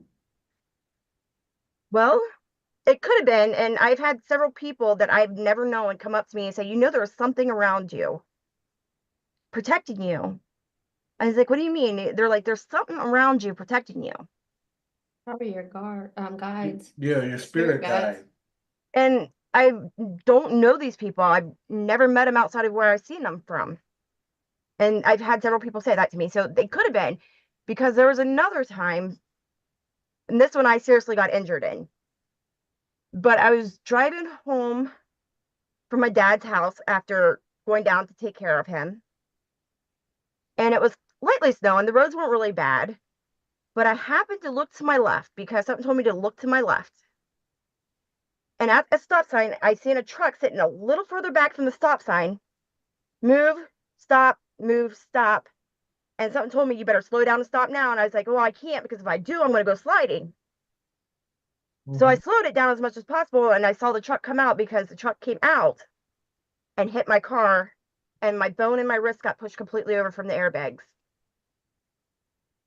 Wow. And if I would have went out further, I would have been dead. Yes, you are right. Wow. That's wow. So That's that was the interesting. second time in my life I was hit by a truck. The first time was when I was 12.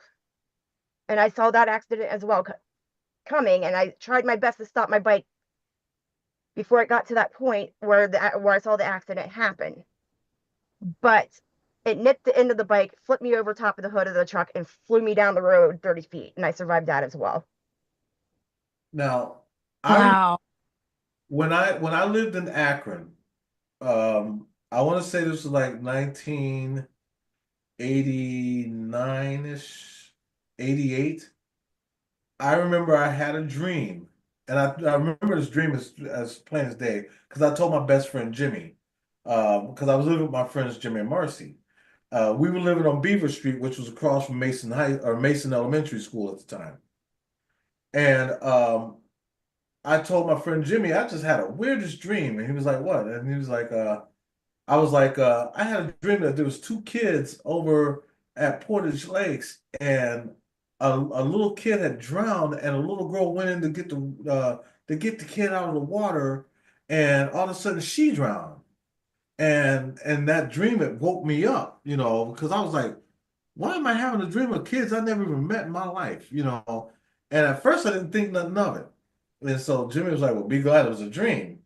So that night we was watching the Fox 8 News, and lo and behold, they talked about a drowning that happened at Portage Lakes where it was two kids. Yep. And I cried because I couldn't believe that. I went to I didn't go to the wake service. I went to the funeral home though, where they had the funeral. It was over on Canton Road, and then I went to the graveyard, the cemetery. The cemetery was at Mount Peace Cemetery, and they buried them there. They were cousins. It was a boy and a girl. The boy was like 5 years old, and the girl was 7. And she went to try to get her cousin, and she ended up drowning. Drowning. Yep. I remember And that story.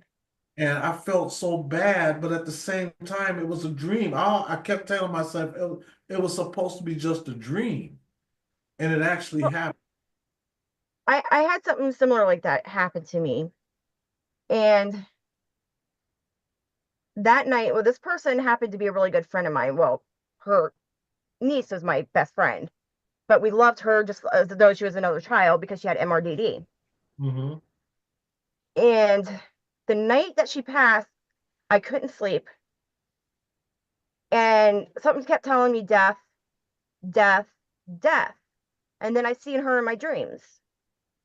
And then not even 5 minutes later, I get a phone call. My friend April's like crying. I was like, April, she passed away, didn't she? She's like, well, how would you know? I didn't tell you anything. I was like, I just know. Oh, wow. Wow.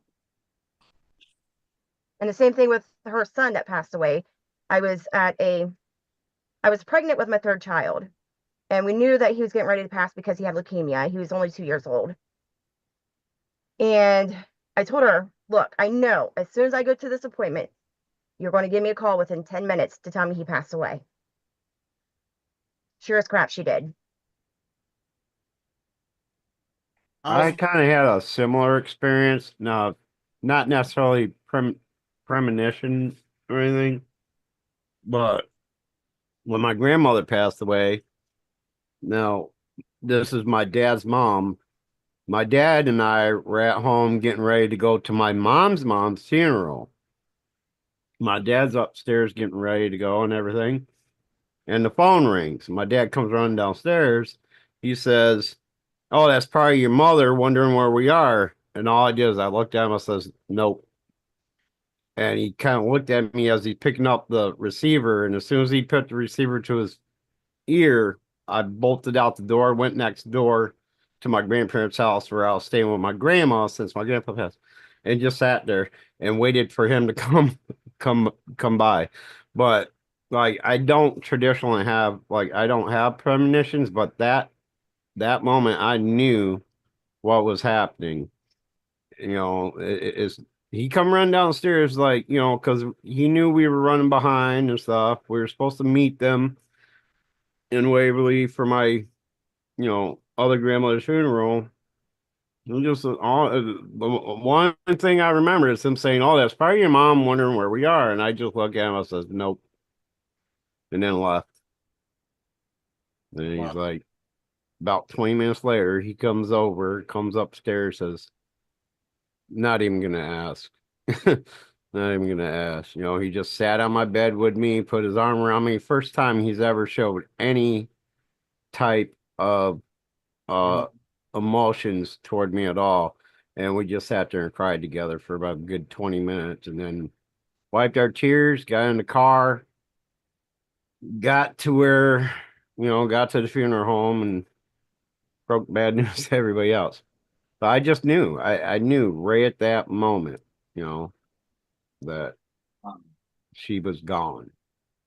Right. Like I don't get especially when I was younger, I didn't used to get visions of what was going to happen, but they used to Right. try to warn me by giving me like weird sicknesses or weird like the day of my friend's sweet 16.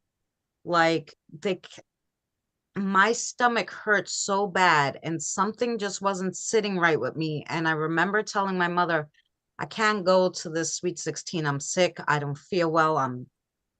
I was so nauseous to my stomach from the butterflies and the upsetment that I was like throwing up and all this. And I'm like, no, mom, I'm not going. And she's like, it's your best friend's sweet 16. You'll be sad. Like she never understood it. If I had any sense in my head, because I was so sick that when she dropped me off, I would have jetted.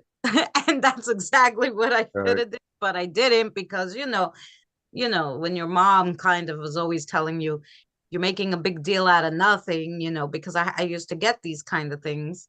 Right. And she used to just tell me I'm being ridiculous or whatever, or yeah, even when we were on vacation when I was 12 and we went to this like it was a barn and like it was a farm and there was a lady turning like you would go to take a tour of this farm and she showed you how to turn butter and whatever and they had a big barn in the back and as soon as we got near the barn like I got within 10 feet of that barn and I stopped and I told my mother and I was 12 I said I'm not going in there and she's like why and I'm like because I've already been there before and I don't like it and she's like oh that's just deja vu and she tried dragging me and I'm like mom not going in there I'm like I've really put my foot down on that one and she was like fine then. And I sat outside. And after that, every night from the age of 12 till I was 19, I had a weird dream with that barn. So I think it was like a past life kind of dream where it was showing me something that I never got the message, obviously, because I never understood it, because it was the same exact dream and it was only a few, seconds long, really. Yeah, but really weird. But I would get the feelings like, don't do that. Don't, Right. Greg, would you like to come up and tell your story? Let me. Buggies were here with me. Oh, is he there? Oh, he's there with you? Yeah, he could just peek his head Yeah, around the I'm corner and say, "Hey." Yeah, Greg. Tell us your story. I was looking at the one that you posted, but Lucid gave you a reading 4 years ago and saw two bright orbs watching over you. They were both male. One was your grandfather that passed 2 years before. Then the other was your great uncle that passed a few weeks before. Yeah. I was up on I can't remember whose live stream I was on, but Was it Lou? was there and she gave me a reading while I was up there. Okay, it's probably Lou Rock. Yes. And Yeah, they're not together no more, by the way, guys. yeah, Right. yeah, I know that. But she gave me a reading and she was told Now me now I remember I've seen that name before. Sorry, don't mean to interrupt. I was trying to remember I've seen your name before. yeah. But she told me the description of the two males and they fit my grandfather and my great uncle. Yeah. Wow. I mean, all in all, aside from everything else, I mean, she was pretty good at those readings. She did one for me in private that she didn't post or anything, even though I told her she could, but she pretty spot on with the readings. So I gotta hand her that, I agree with you. She was. She really was. I try to keep my personal feelings about people separate from my professional feeling of people. Otherwise I couldn't get along with myself. You know what I'm saying? Could you imagine you arguing with your own self? Like, But That's why we have mirrors. But we can't cast stones. We don't know what the man in the mirror. wish her well. And life goes on. Yep. Through that, life goes on. Yep.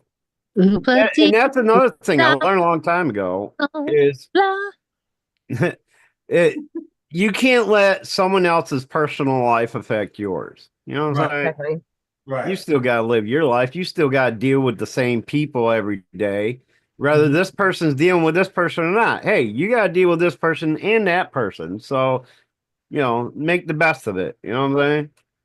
Right. So that's why I tell people all the time, don't wish no bad ills on anybody because it's gonna come back on you twice as full. I mean, Right, 'cause right. You Yeah. don't want that I negative. let karma take care of it. exactly. Yeah. So I don't wish nothing bad on nobody, even my enemies. I love them the same Right. because I do not want that karma to come back on me. Well, Yeah. I hope you all love me more than your enemies. Gee, Dude, you don't Yeah. love us all the same, I hope. we love you bunches. Now we love you bunches and bunches. Acknowledge me. You know what? And I will. Welcome back, Regina. Acknowledge me. You That's have been. what it was. That's what it was. Like you said, you loved your enemies as much as everybody else. I'm like, well, I hope not. I hope you love us and you love your enemies. I was like, wait, but I know what you meant. I hope you guys will forgive me this one time. I've been awake a lot longer today than I have since I can remember when, and I'm getting tired again. And I want to leave the chat, but I've had such a good time. I loved it. Thank you for having me up here. I loved it. I didn't think you would. It was It was nice to have you on one of these panels with us. And I I wish thought, you got to It, when you was on Boomers. yeah, What? well, yeah, she was on mine, but I was like we've never had her with us before, like on somebody else's channels. It was nice to Right. have sis around, you know. Yeah, and I've got years worth of stories I could tell you, just like Dolly over there. I've got stuff, but I was Right, so fascinated to hear from somebody that's new to me. I mean, I right. loved her stories, and I've got years worth. You guys, I could tell you something fresh every day, but right now, all I can tell you is Oh, good. hang on one sec. I just remembered a question I've been meaning to ask you. Remember back when a while ago, you said, now, is this the same granddaughter you were speaking of before that you thought you wanted me to talk to because you thought she had a gift? Yep, Or is that another one? the same one. She Oh, is okay. she is very All right. sensitive. She's the one that was Good. riding with me that we All saw right. that black-eyed Okay. person that will Well, if anyone who thought that's was still a human. I was just gonna say, if that's still concerned, I'd be more than willing to step in and, school her a little bit Yeah. if she's still interested in, trying to do Thank it the Yeah. right way. I Okay. was So, interested, but she's at the place in her life as a young adult where nobody can school her about yeah. anything. She already knows it all right now. But I was interested in her talking to you because it's a subject she's interested in. Okay. Yeah. But but she wouldn't be interested because you can't tell a person like her anything because she's already knows it all. Well, So her, sometimes it takes that third party. Nobody ever wants to listen to their relatives, especially Yes. their parents, you know. right. It takes that third party to intervene and wake Mhm. them up a little bit to I reality. but she's So I'm just saying, if that's still an option, I just want to let you know you got my thank you. You can come. Twitter and Messenger and all that. You spoke with her mother and I years ago, but she's there now. She's over. Oh, that's her mom? Mm-hmm. No, oh, okay. All right. Yeah. She's in Western North Carolina where the floods were. My oldest daughter Okay. survived that. So it's that granddaughter. Okay. Uh, I, y- but I still think I can work with it. I still think I can work with it. all right. Oh, let's put it this But just way. in case. Yeah, For the last 3 months, I've been going through hell. Now she's gone to her I hear you. mother, has been there. She's been there going on 3 weeks now. Within the Right. first 2 weeks, she already had the cops called. I Right. Yeah. lived it for 3 months. We Her mother lived it for about 2 weeks before the messy brown Right. stuff hit the circulating apparatus. And now you feel like a weight has been lifted off your shoulders. Well, she gave birth to her. I didn't. This weight has been on my shoulders most of her life and 3 times this year. Now it's my turn to take care of myself or have somebody take care of me as needed. And Right. uh Hey, you come down here, we'll take care of you. We'll be like Motel 6. We'll even leave the light on for you. I don't want that much care. I'm not looking for that kind of care. I No, had to I I, mean, take care of I you was as about family love. I'm just kidding with you because you are my family and Boomer Yeah. is too. And Christina's a sweet, sweet lady. And I don't care what y'all say. We've never had. Thank Wait. Are we talking about the Christina that's on the Yes. channel right now? Yes. Don't make me use my little fistuses. My little fistuses. You guys have seen nothing but my hands on YouTube for years and years and years. You know, every now and then you see my face. Well, my face is much older and my hair is much whiter, but I'm And still the same old me. look at me. My face is much older and I'm still much blacker. Oh, well, Yeah. you know what they say about the darker the berry. I thought it was the blacker. Never mind. Yeah.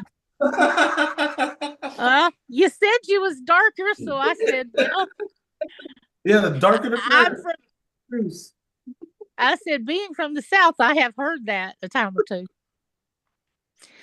I'm the chick that gets invited to the cookouts and can play spades. So hush. Just say, I'm the guy that gets invited to the cookouts and the one that's cooking the food. Well, see, I'll be over there fighting with your brothers at the spades table. I'll be seriously.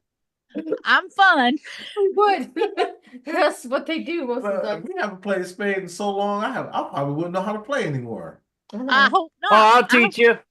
I hope you forget everything you know and play me. I hope you don't know. I hope you never Yeah. know again. Sit down. I know spades as well as I know Texas Hold'em. Oh, Love Texas Hold'em. All right, you think it's a Texas? date, bruh. I love Hold'em. And I want to ask Joyful Steph and Autumn, did they want to come up and share their paranormal stories? If you do, let me know in the chat and I'll send you a link. And I'm gonna make space for one more because my body's falling asleep, and I did not want to snore on your panel. I saved that for Boomer exclusively. Yeah, I was gonna say, don't And, let and I Everybody saved my falls asleep on snoring my for panel. Nalicia's because there was a time I fell asleep on Nalicia's. Oh, 4 in the morning. I didn't even remember that. I just remembered making those mini coffee cups and putting candies in them, and you telling me what to put on it, like let it snow. And I remember you giving me good suggestions and just spending time with you. And she went to sleep. I was staying awake back then just for survival. And I can tell you some paranormal stories that happened in our house before I left, but I'll save it till next time. Because the more you guys talk, the more you guys reminded me of, oh, I remember this. Oh, that reminds me of, I just get so excited. I have I have stories for days, y'all. No, I do too. I have all kinds of stories. I was very interested in lists, and especially with your money there. I've got an interesting story with my 1910 Liberty Dime, how it came into my life and how it left my life. And I found it as a little girl. It started at a very haunted house in my childhood. A 1910 Liberty Head Dime. Damn. So That's how much is that worth, Dolly? probably What a this? quarter. This is over $1,000. Really? The Yeah, it's 19 like 1,500. Now, wow. now Alicia has or had a 1910. Liberty. What was It was a 1910 Liberty Dime. So that's actually called the Seat of Liberty. Yes. Thank So you. the Seat of Liberty, if I would have to see it to tell you what it's worth. But at the end of the day, it's only worth what someone's willing to pay for anyway. It's not worth very much, but the sentiment attached to it was very, very deep. I'll just tell you real quick, since you know about money and I don't very much, that I was living in a haunted house. We always did. But this house was very, very bad. And like in The Shining, old Jack Nicholson got possessed by the things that was there. My parents would tend to uh shape and change into whatever else was there too. There were a lot of activity going on in that house. Well, we were sitting outside in my front yard, mm, under this little dogwood tree, and I was talking to one of the neighbor kids about my age, and my finger was just going back and forth. I was scratching the dirt, and I made a little groove in the dirt, and I saw a coin there, and I picked it up, and it was a Lady Liberty dime.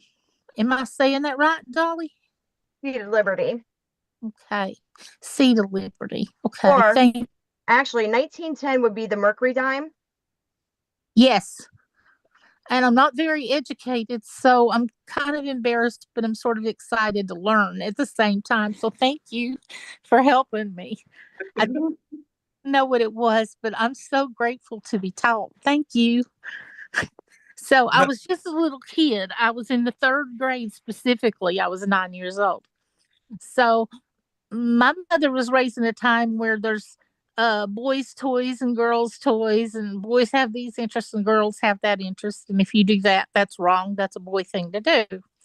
But when I found that coin, I got so excited because I thought it would be worth something. We were very, very poor.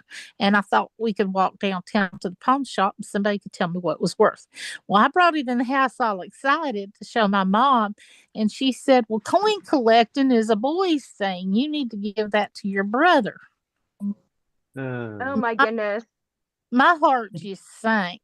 Well, you got to understand they were born when they were born and they were ignorant but my little heart broke. I was so excited and I was so happy because this was the yard where we found all kinds of bones and arrowheads and coins from time to time. It was just rich. We had fossils there. It was just a rich place to live in the country.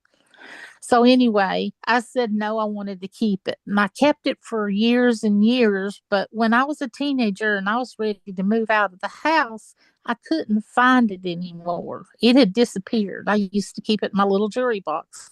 But that coin disappeared because I didn't always have it in my hand daily and I don't know when it went missing. So I asked my mom about it and she said that you must have just been irresponsible and you've lost it. Well, fast forward many, many decades later, and she passes away. And I find when she was sick, she had lung cancer, and I did end of life care for her because I used to be a CNA and I used to work hospice and I knew what I was doing. So when my mom got bad, they let me come back home. I was good enough at that time because I had skill sets and she needed it. I came back home and got to love on my mom at the end of her life. And so she passed away, and my sister and brother picked out everything they wanted. And me and my husband at that time packed up the rest of the stuff, and my brother in laws did too, and put it in a U-Haul truck, took it to storage. When I got to go through storage, I opened this wardrobe that I used to call Narnia as a kid. I used to sit in the bottom of it and hide. Uh, I opened up this wardrobe, and at the top drawer of it was my mom's jewelry box. And I started looking through her old fashioned jewelry. And down in the bottom of that box was that 1910 dime that had disappeared years ago. My wow. mom had all those decades ago. Now, at this time, my granddaughter, the one I spoke of several times, had come to live with me 3 or 4 years prior. I had sole custody of her. So I was raising this little granddaughter and I was taking care of my mama who was passing away of lung cancer. At the same time, I was dealing with a very narcissistic, abusive ex. I mean, he wasn't my ex at the time, but he is now. They are for a reason.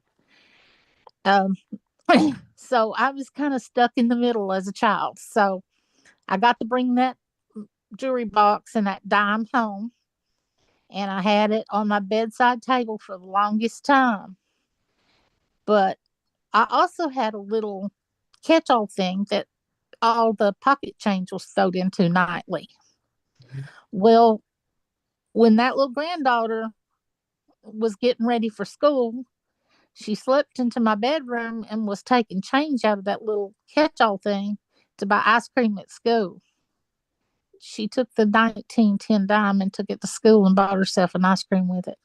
And I never saw it again. Oh And that's no. the story of how my dime came into my life 3 times and it was stolen twice. Wow. The end. That's deep. First of all, you have my condolences on your mom. That hurts, Eddie, even Yeah. to talk about now. And that's kind of you. Thank you, Eddie. It does hurt, but you know what? I bet you it felt good for you to say that and talk about it. Yep. Takes a lot to talk about it. Yeah. That's something, like you said, it was sentimental value, but at the same time, since you've held on to it throughout those years, it could have gained value because as a coin collector, this coin right now today might be worth $300, right? this same coin, if you hold on to it, 15, 20 years later, it could be worth $1,005 because what happens is it's a rarity. What survived throughout the years is why the values of coins go up and down.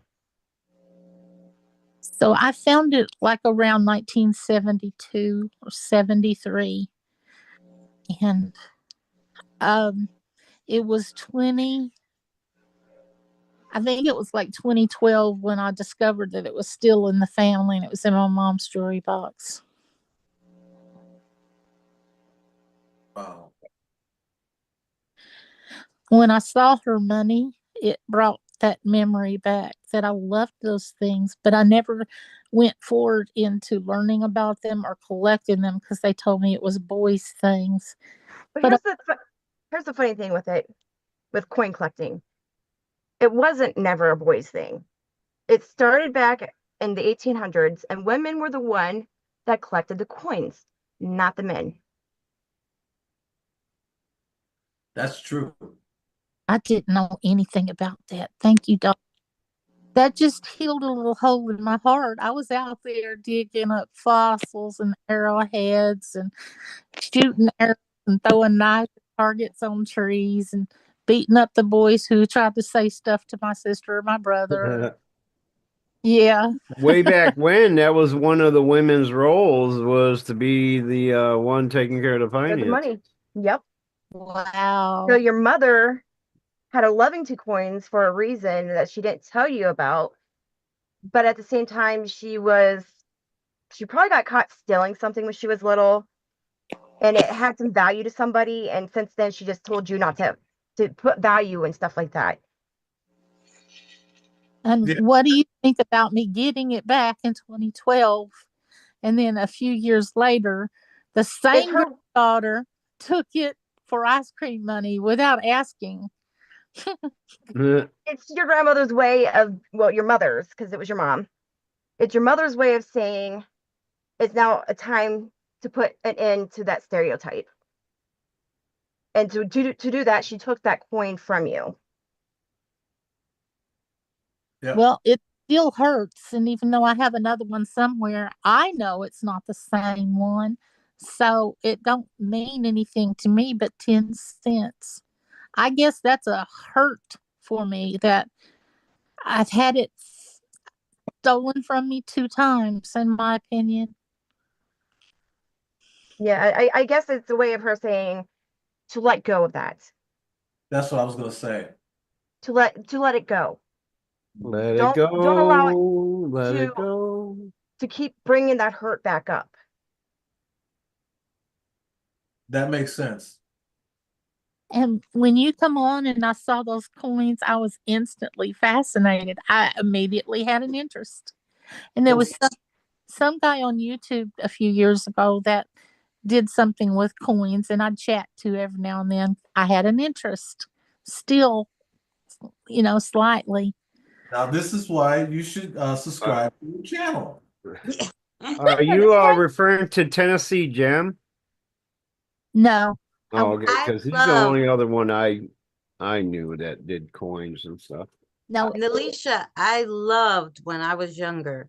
I always told everybody I was going to be an archaeologist. My mother didn't mind that so much, but then I changed and I said I was going to be an actress, and that, she didn't like.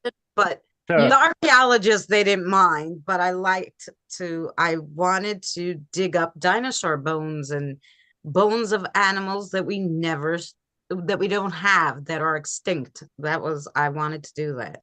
My brother and I used to pretend to be archaeologists as we would go through the little hills where we lived and dig up things and treasures and bring them back home. We used to pretend to be archaeologists all the time.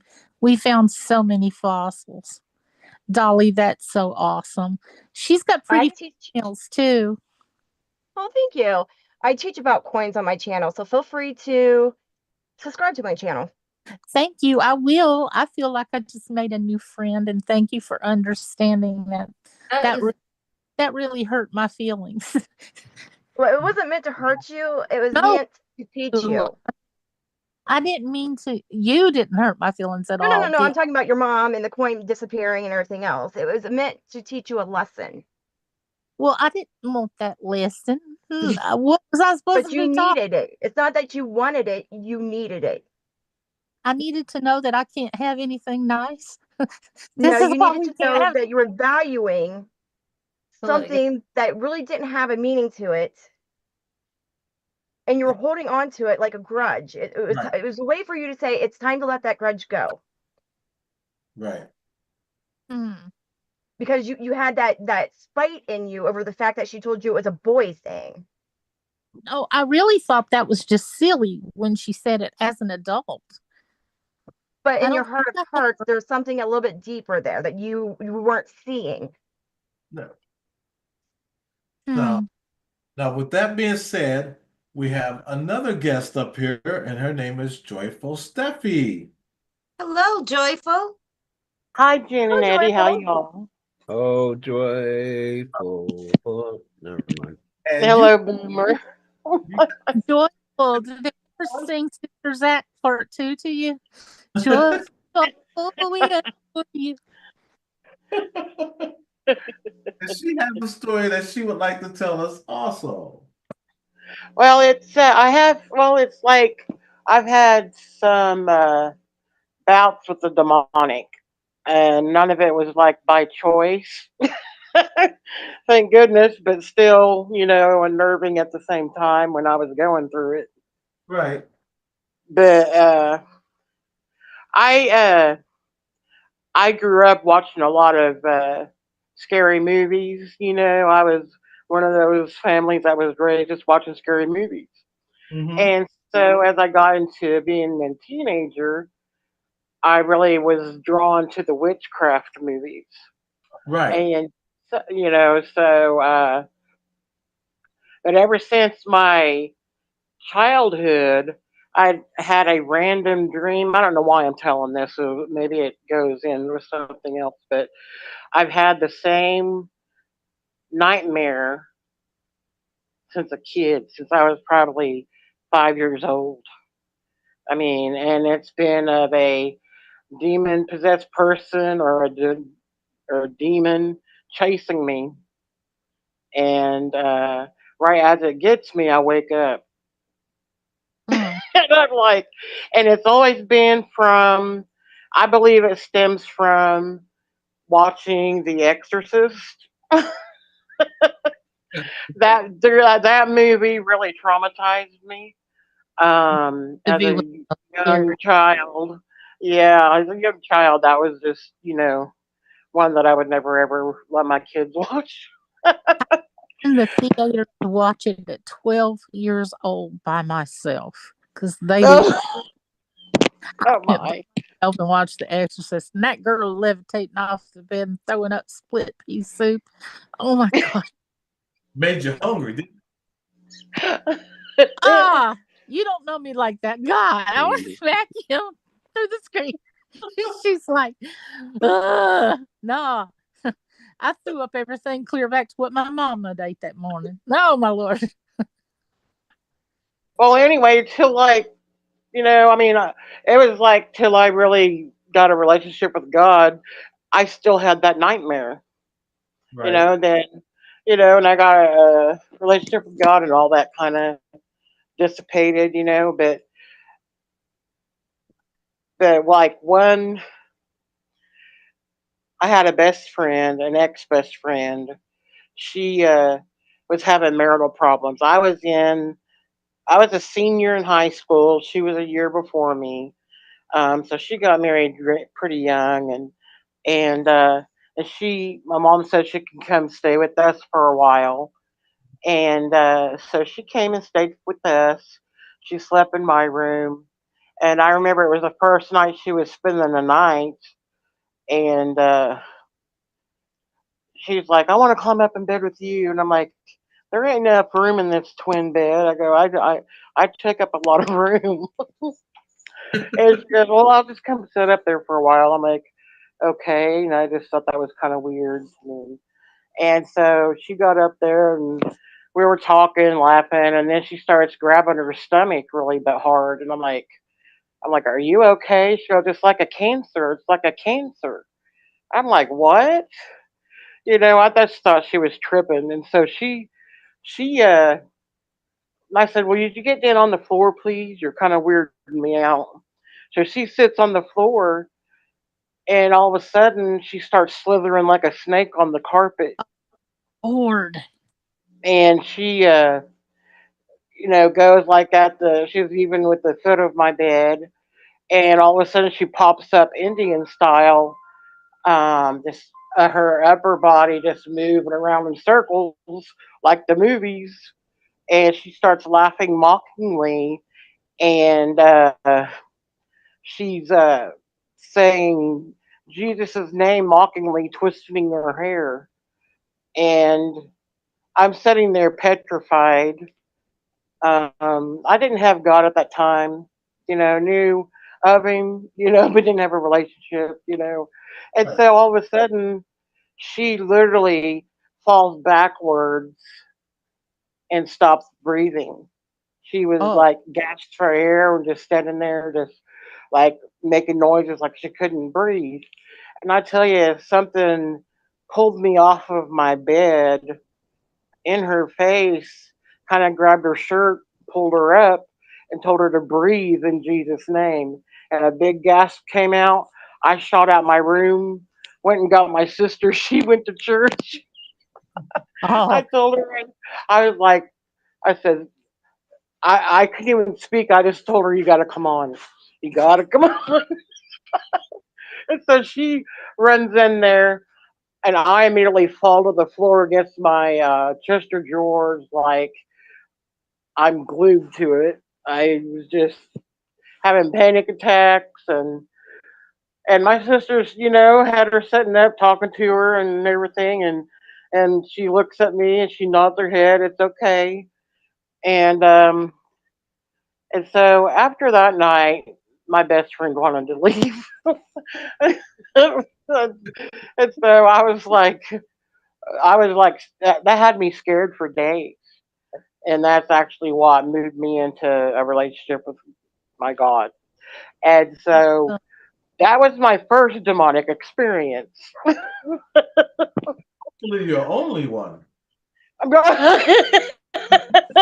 Yeah, I was like, that was enough for me, but yeah, it was crazy. That one's like branded in me that I'll never forget. And then my next one was after, like right after I'd been walking with the Lord longer and everything. My sister had posted all these scriptures and stuff around my room, against the spirit of fear and stuff like that. That's what I was battling. oh, And that's and so one night, uh, I was asleep. I got woken up out of my bed. My bed was shaking off the floor, and I was like, "What in the heck?" And I was like, I just yelled, "Stop!" Mhm. And I ran and went and got my mom. She went in my room, anointed me, and I went right back to sleep. And this was like night after night. I was going through this stuff. Um, then the next night, I had a dream. Well, no, this was like in my early 20s, well, in my mid 20s by now. And I had a friend. I was in a dream, but I literally thought it was real, and it felt real. I went and saw her at work, and she told me just go lay down in the back, and so to wait for her. And so I went and laid down and fell asleep. And this bed looked like some like autopsy type looking thing, one of those beds that are high up off the floor. And so I had dozed off. Then I was dozing off. I stopped and saw this real tall figure standing in the corner. It was all black, and it had like a long trench coat thing on it and a weird hat. and And and and it just said, "Go to sleep. I'm watching you." And Ooh. I'm not going to sleep if you're watching me, right. And then I happened to look at my arms. I said, "No, there's no way I'm going back to sleep.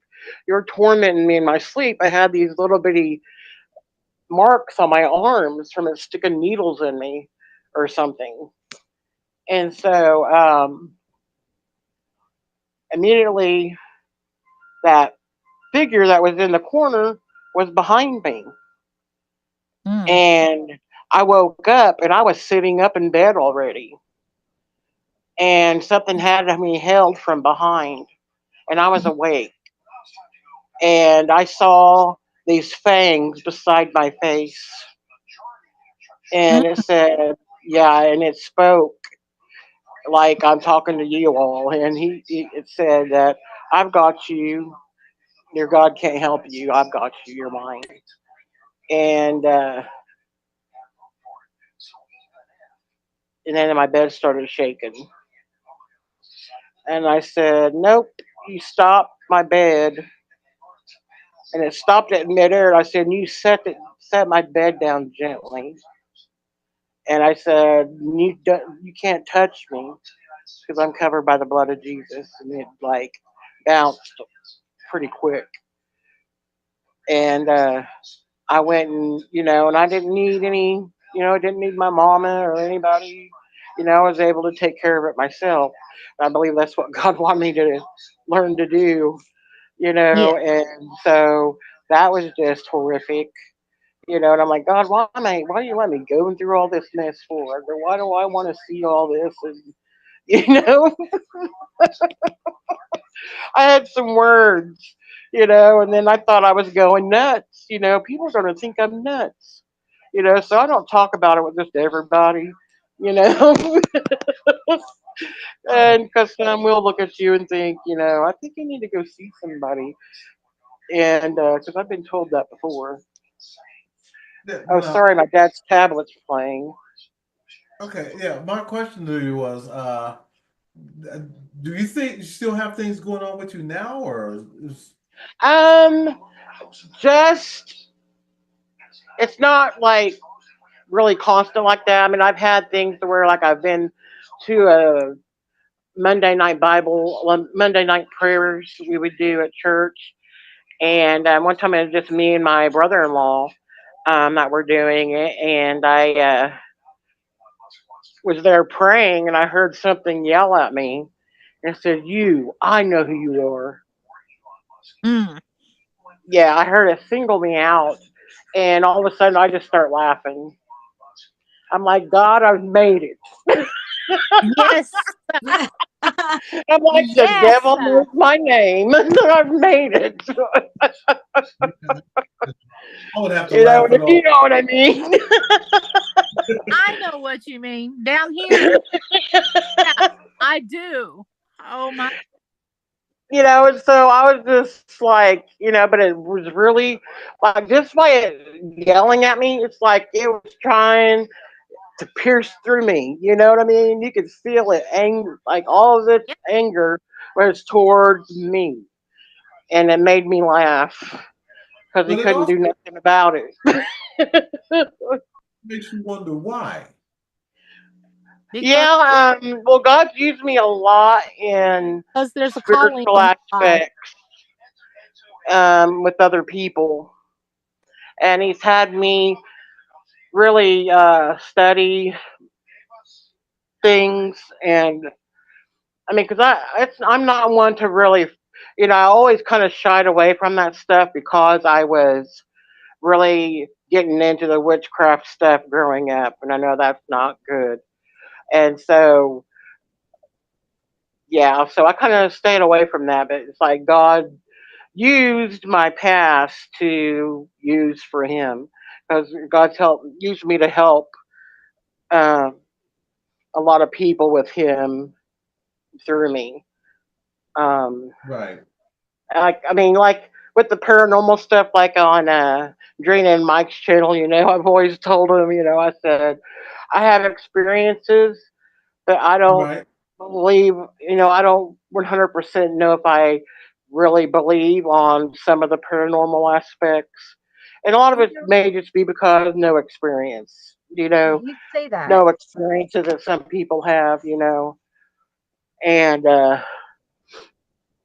I'm sorry, Dolly, go ahead. I was going to say something because growing up in a spiritual home, Christian home, my grandpa was a pastor, my grandma was a pastor, my aunts were pastors, and my dad is a hardcore believer. So I don't get me wrong, I don't beat nobody down for their religious beliefs. It is Right. what it is. But anyway, he didn't believe in the paranormal either. And then one day he's like, Dolly, I kid you not. My bed shook and I could hear a woman whisper in my ears, this is my bed, get out of it. He's like, I don't believe in ghosts, but now I'm really starting to doubt it. So what it is, it's he's trying to show you it's real. Right. And that's Yeah, like I said Mhm. before, tell people they need to have an open mind, you know. yes, Even though you might, let's say, for an example, let's say you didn't believe in the paranormal, but you believe in Bigfoot. yeah, Okay. There's some people that don't believe in Bigfoot, or some people that believe in UFOs, and nobody believes in none of that stuff. You know, yes. it's Can just I can I throw something? I don't mean to cut anybody off, but while it's happening, can I throw something out there real quick? If yeah. anybody knows who Lucinda is, Lucinda says bullpucky. Just putting that out there. If anybody knows the Lucinda, for some Yeah. reason Are she's you hollering getting a big bullpucky at me. headache too? Because I wanted to just ask Nalisha, in your kitchen, is there a like, do you have one of those islands in your kitchen? No. Does anybody have an island in their kitchen? Somebody's been showing me this kitchen and they want me to tell this person something. And I'm like, I don't know who has an island. I don't know these people well enough to know whose kitchen this is. But somebody has a kitchen island and like very light cabinets, like maybe even white. I have an island in the stream. Islands in the stream. That My No one in between. How can we go wrong? I'm sorry, I had to throw that out there. My bad. Well, and like I said, it's like I think mine is just because not a lot of experience. Now, my mom passed away 3 years ago, and I hear her voice sometimes, and just at random moments, and in my death experience last January, I heard her voice there as well. So I believe that I'm gonna because she wants you to hear her. She wants you to know that she's still around you. yes, and I'm gonna be doing a video on my death experience this January Kelly That'll be says fun. because I've never done it before. Because the emotions were still too raw with it, and I believe they still are. Maybe that's how God wants it. But I know I'm supposed to share it because the nurses Kelly, I talked to. I'm sorry. Go ahead. I'm still letting Christina know that Kelly says she has an island. Mm. Yes. Then I can get her on Messenger and message her because I have Kelly on Messenger. I can message her the message that this person is trying to show me. Because it was happening and it was right after Nalisha spoke, so I thought it might have been Nalisha, but obviously it's just someone trying to give a message to Kelly. And I'm like, I don't need to see the whole house. um Well, so I guess they just wanted me to have the picture to describe it so they could tell me because they weren't saying anybody's name. They're just literally showing me pictures. awesome. Yeah, so send me on Messenger, Kelly. And then I just wanted to say, and I didn't mean to cut poor Joyful off, but I wanted to Oh say no. I was attacked by a vengeful spirit one time, and I was just watching somebody's live stream and I literally felt like something run down my leg, and when I wiped it, it was blood, and when I looked down, um it was starting to heal, and then more cuts were appearing and they would just start healing. um And Oh I wow. said something on a live stream like, is this normal? It was like I was first starting paranormal, probably doing That's it. called cellulitis. No, it is not. Anyway, I was just doing it a year, and somebody had to I had to have Danny, actually, thank goodness, because Tammy was in the chat, one of our friends, and she got me hooked up with Danny. And this vengeful spirit was literally attacking me just for the fun of it. Yeah. So I can understand with those nicks, like he was trying to scratch me, my spirit guides, I guess, or somebody was trying to protect me, and that's why they were healing right away. But it was a scary experience, so I can imagine. Wow. That's deep. I was bit Wow. by an invisible dog once. I remember that. And Christina, I Yeah. don't have an island, but I've got a small table sitting in the center of the kitchen floor. I bought off Facebook Marketplace. The woman said she got this table from a motel. It's a small square table, and I've got it set there because I prep my food there and watch my YouTube and TikTok while I'm working. Or Oh, okay. So maybe it would look like an island. Do you have like white cabinets? yes, they're all white. Yeah. Okay. So Kelly, it's not because your cabinets are like wood and so is your island. They were showing me, and I got the feeling it was in Alicia that the cabinets were white and there was like I thought it was an island right in the middle, and it's not a big one. And you have very light floors too. Like your Uh, floor isn't wood. What is it? well, there's wood underneath it, but it's a whole flat sheet of linoleum there. And it's a light color, almost like a white too. Yes. Uh-huh. It's your kitchen they're showing me. I don't know why, but they're showing me your kitchen. There's a reason. I will figure it out, but I wanted to know who the heck they were showing me the kitchen. Yes. The door to my granddaughter's bedroom is in that kitchen. And that was Oh, the door, That's why you're that, seeing. that was the door I had such a hard time going through. I had to sit there and pray and ask for protection and remember greater is he that's in me than he that's in the world. And God did not give me the spirit of fear, but power and love and a sound mind.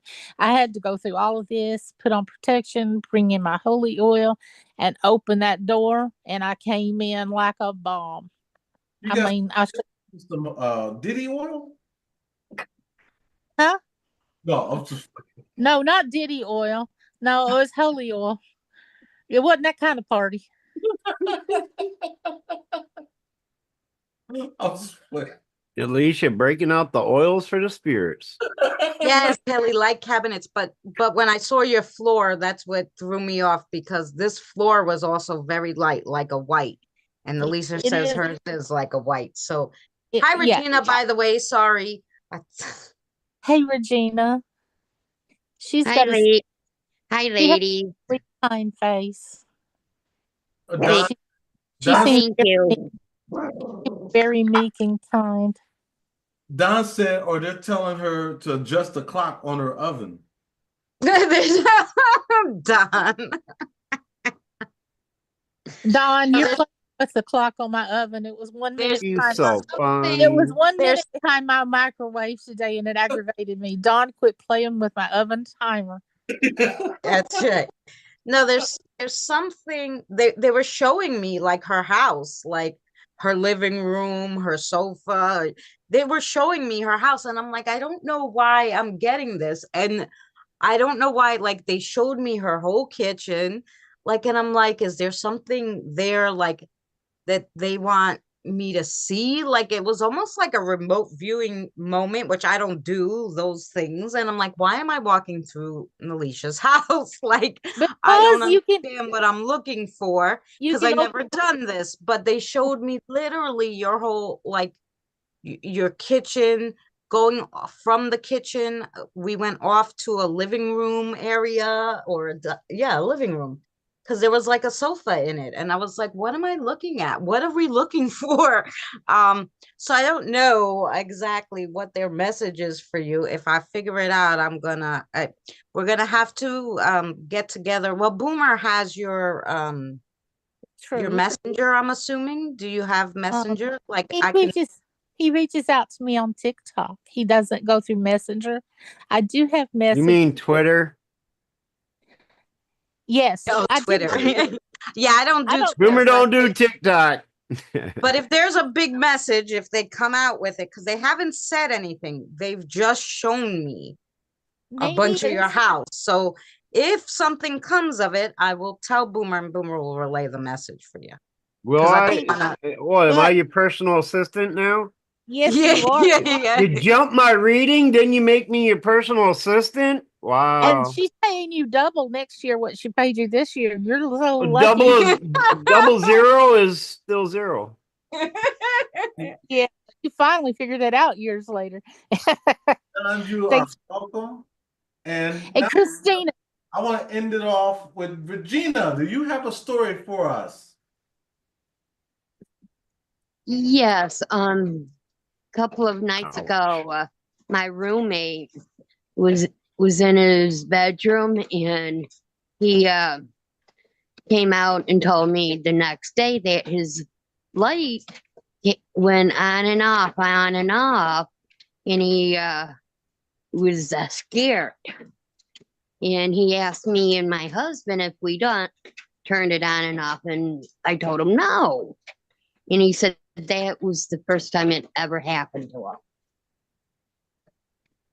Wow. well, tell him the light bulb's gotten a little loose and to tighten it up. Right. Make sure. Voice of experience over here. Have you ever had the light bulb get a little loose and your lamp would blink? Yeah. That might be what's happening. It might not be, but that was just me thinking of logical things. But he was in bed sleeping when this Oh, light switch went it, on and off. it came on by itself, off and on. Yeah, it That's did. odd. That is so odd. Hey, Autumn. And Christina, I just sent you Alicia's link to her Twitter, so Thank you guys you. can connect on Twitter. And then next week, maybe next week, Autumn, you can come up. We'd love to have you. and then earlier today I was outside on the porch and I heard something really loud hitting the back of the trailer. And I hauled put back in the house because I wasn't gonna go chop Now, because it was dark at the time. And I said, I ain't going back there. but before you go to say that anything is a paranormal or something like that, you always want to try and debunk yourself. You know, see Yeah. what possibly have been. It could have been something that just fell off, or Yeah. Because before you know it, you could be getting all excited over cobwebs. right. Yeah, like Boomer. And I asked my husband and my roommate if they heard it, and they told me yes, they heard it. And But see, even though you heard it, that doesn't make it paranormal. Right. Our Right. minds like to play tricks on us sometimes. We are our own worst enemy. Right. Yep. True. Yes. Boomer already know. He heard the sound of being a loser before. Ain't that right, Boomer? Jennifer Miller, for example, gets things over at her house on her Ring camera. And sometimes it's just bugs flying across. I would love to Jennifer come over though and tell her story because I've heard you say that before. But I was at her house one time and she was loading up the trash and she put one of the black trash bags in the chair in front of where I was sitting while she was tying up the second one. Just like me, you just go out the back door and the big garbage tote is right there handy where you can put it in and then you take it down trash day, right? But that's what she was doing. The garbage bag that she sit in the chair in front of me started moving and breathing. Oh, really? And I took a video of it, which I still have on my phone, and I showed it to her, and it scared the crap out of her. And I said, now, this is why I always debunk things. You said right up under the vent that's on your ceiling right there. And it was when the vent kicked on, it was blowing air down into that bag, and it made it inhale and exhale. But I'll keep the video. But I've got that video for you guys to watch. And I could have so posted that and made a big thing out of the breathing garbage bag. Because, like I said, I still have it. It's on my phone. If you want to send it, I can send the link to Boomer and he can put it up there. See, that's why I question everything. You know, I did. there's always a reason for it happening. You know. And we have the garbage dumpster sitting by the porch, and I wasn't even near the garbage dumpster at all, and it sounded like it. If there's one thing I've ever caught my cameras that I will never, ever, ever be able to explain through logic or science is the night that I was out of my room and my security camera caught my cell phone coming unplugged, and just eventually it died after like 20 minutes. Now, mind you, it was 100%. And because I had it set up with my secondary camera on it, I had the app open, and I was like, well, if you guys ain't gonna do nothing with me here, I might as well go take a bath, and you guys do whatever you want, because I had the EMF says on my app opened up for them to play with.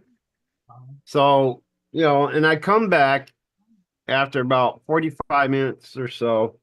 I come back and I look down. I was like, why is my phone dead?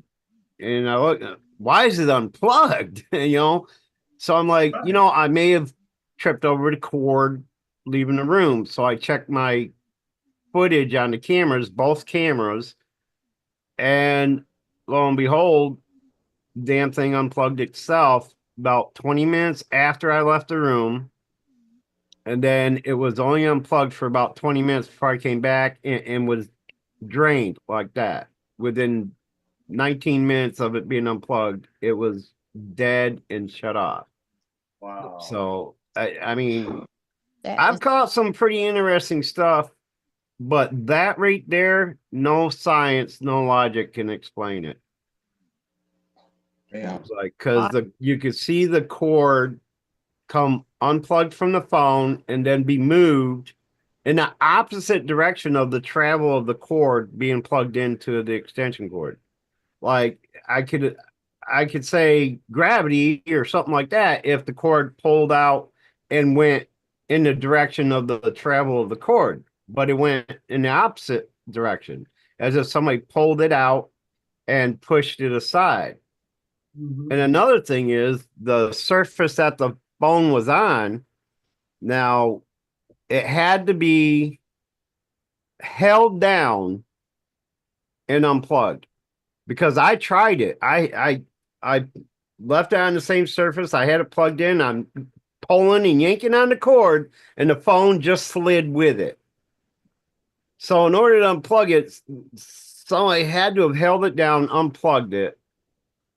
And I'm like, everything else I could probably explain away with science if I really thought about like the ball rolling. I had a cord laying across my end table one time, and it looked like it was tugged on. But if I could probably explain those away if I could think of other things. But this is the only thing I can't explain. You can literally see the cord coming unplugged. Wow. That's trip. That would trip me out. Oh, I was tripping. I was like, shit. I wanted to see myself like walking out, kicking the cord and have it come unplugged, but that's not what happened. I rewound all the footage from that camera that was showing on the, and I used to have all of that. That's all the evidence and stuff that got lost when my computer crashed. And I did a live stream on those, but that was on my previous channel. And when that channel got deleted, all that stuff was gone. So the only proof I have to it now, I was able to grab that footage from other live streams where I shared it on before. I do have the clip of that from the security camera. I just don't have the footage from the second camera that was looking down at the phone. Right. That was over the top of the phone. I don't have that footage, but I have the footage that the security cam from a distance would, showed what was going on. You can see 360 around it, that there was nothing in the way, nobody in the room. All you see is that cord coming unplugged and being moved over. I was like, damn. Well, everybody, I think we're going to wrap this up for tonight. Before I go, I want y'all to do me a favor and put y'all's links in the chat. Put your links in there so that everybody can check you out. I'm also going to put your links in the description box later on tonight or tomorrow, whichever comes first if I'm awake. And I will put y'all's links in there. Shout out to Mary. How you doing, Mary? Hi, Mary. I'm Mary. AKA Lunar Eclipse Paranormal. Hello, Mary. I'll thank you guys, man, so much for coming up. I really do appreciate you guys. Thank you for having us. Oh, thank Thank you. you. Yeah, thanks, Ed. Thank and- you all for having me Hey. on the panel. It was so And much thank you again for earlier Oh, singing with us. no problem. Pleasure was And mine. thank you, Christina, for sharing my channel out. Oh, Yeah. you're welcome, sweetheart. Like I said, next Saturday or next Sunday, I have a special guest that's going to be talking with Long as he us. don't forget. Yes, as long as he doesn't forget. I'm gonna remind him though. He told Wait, me I'm not that special. Come on.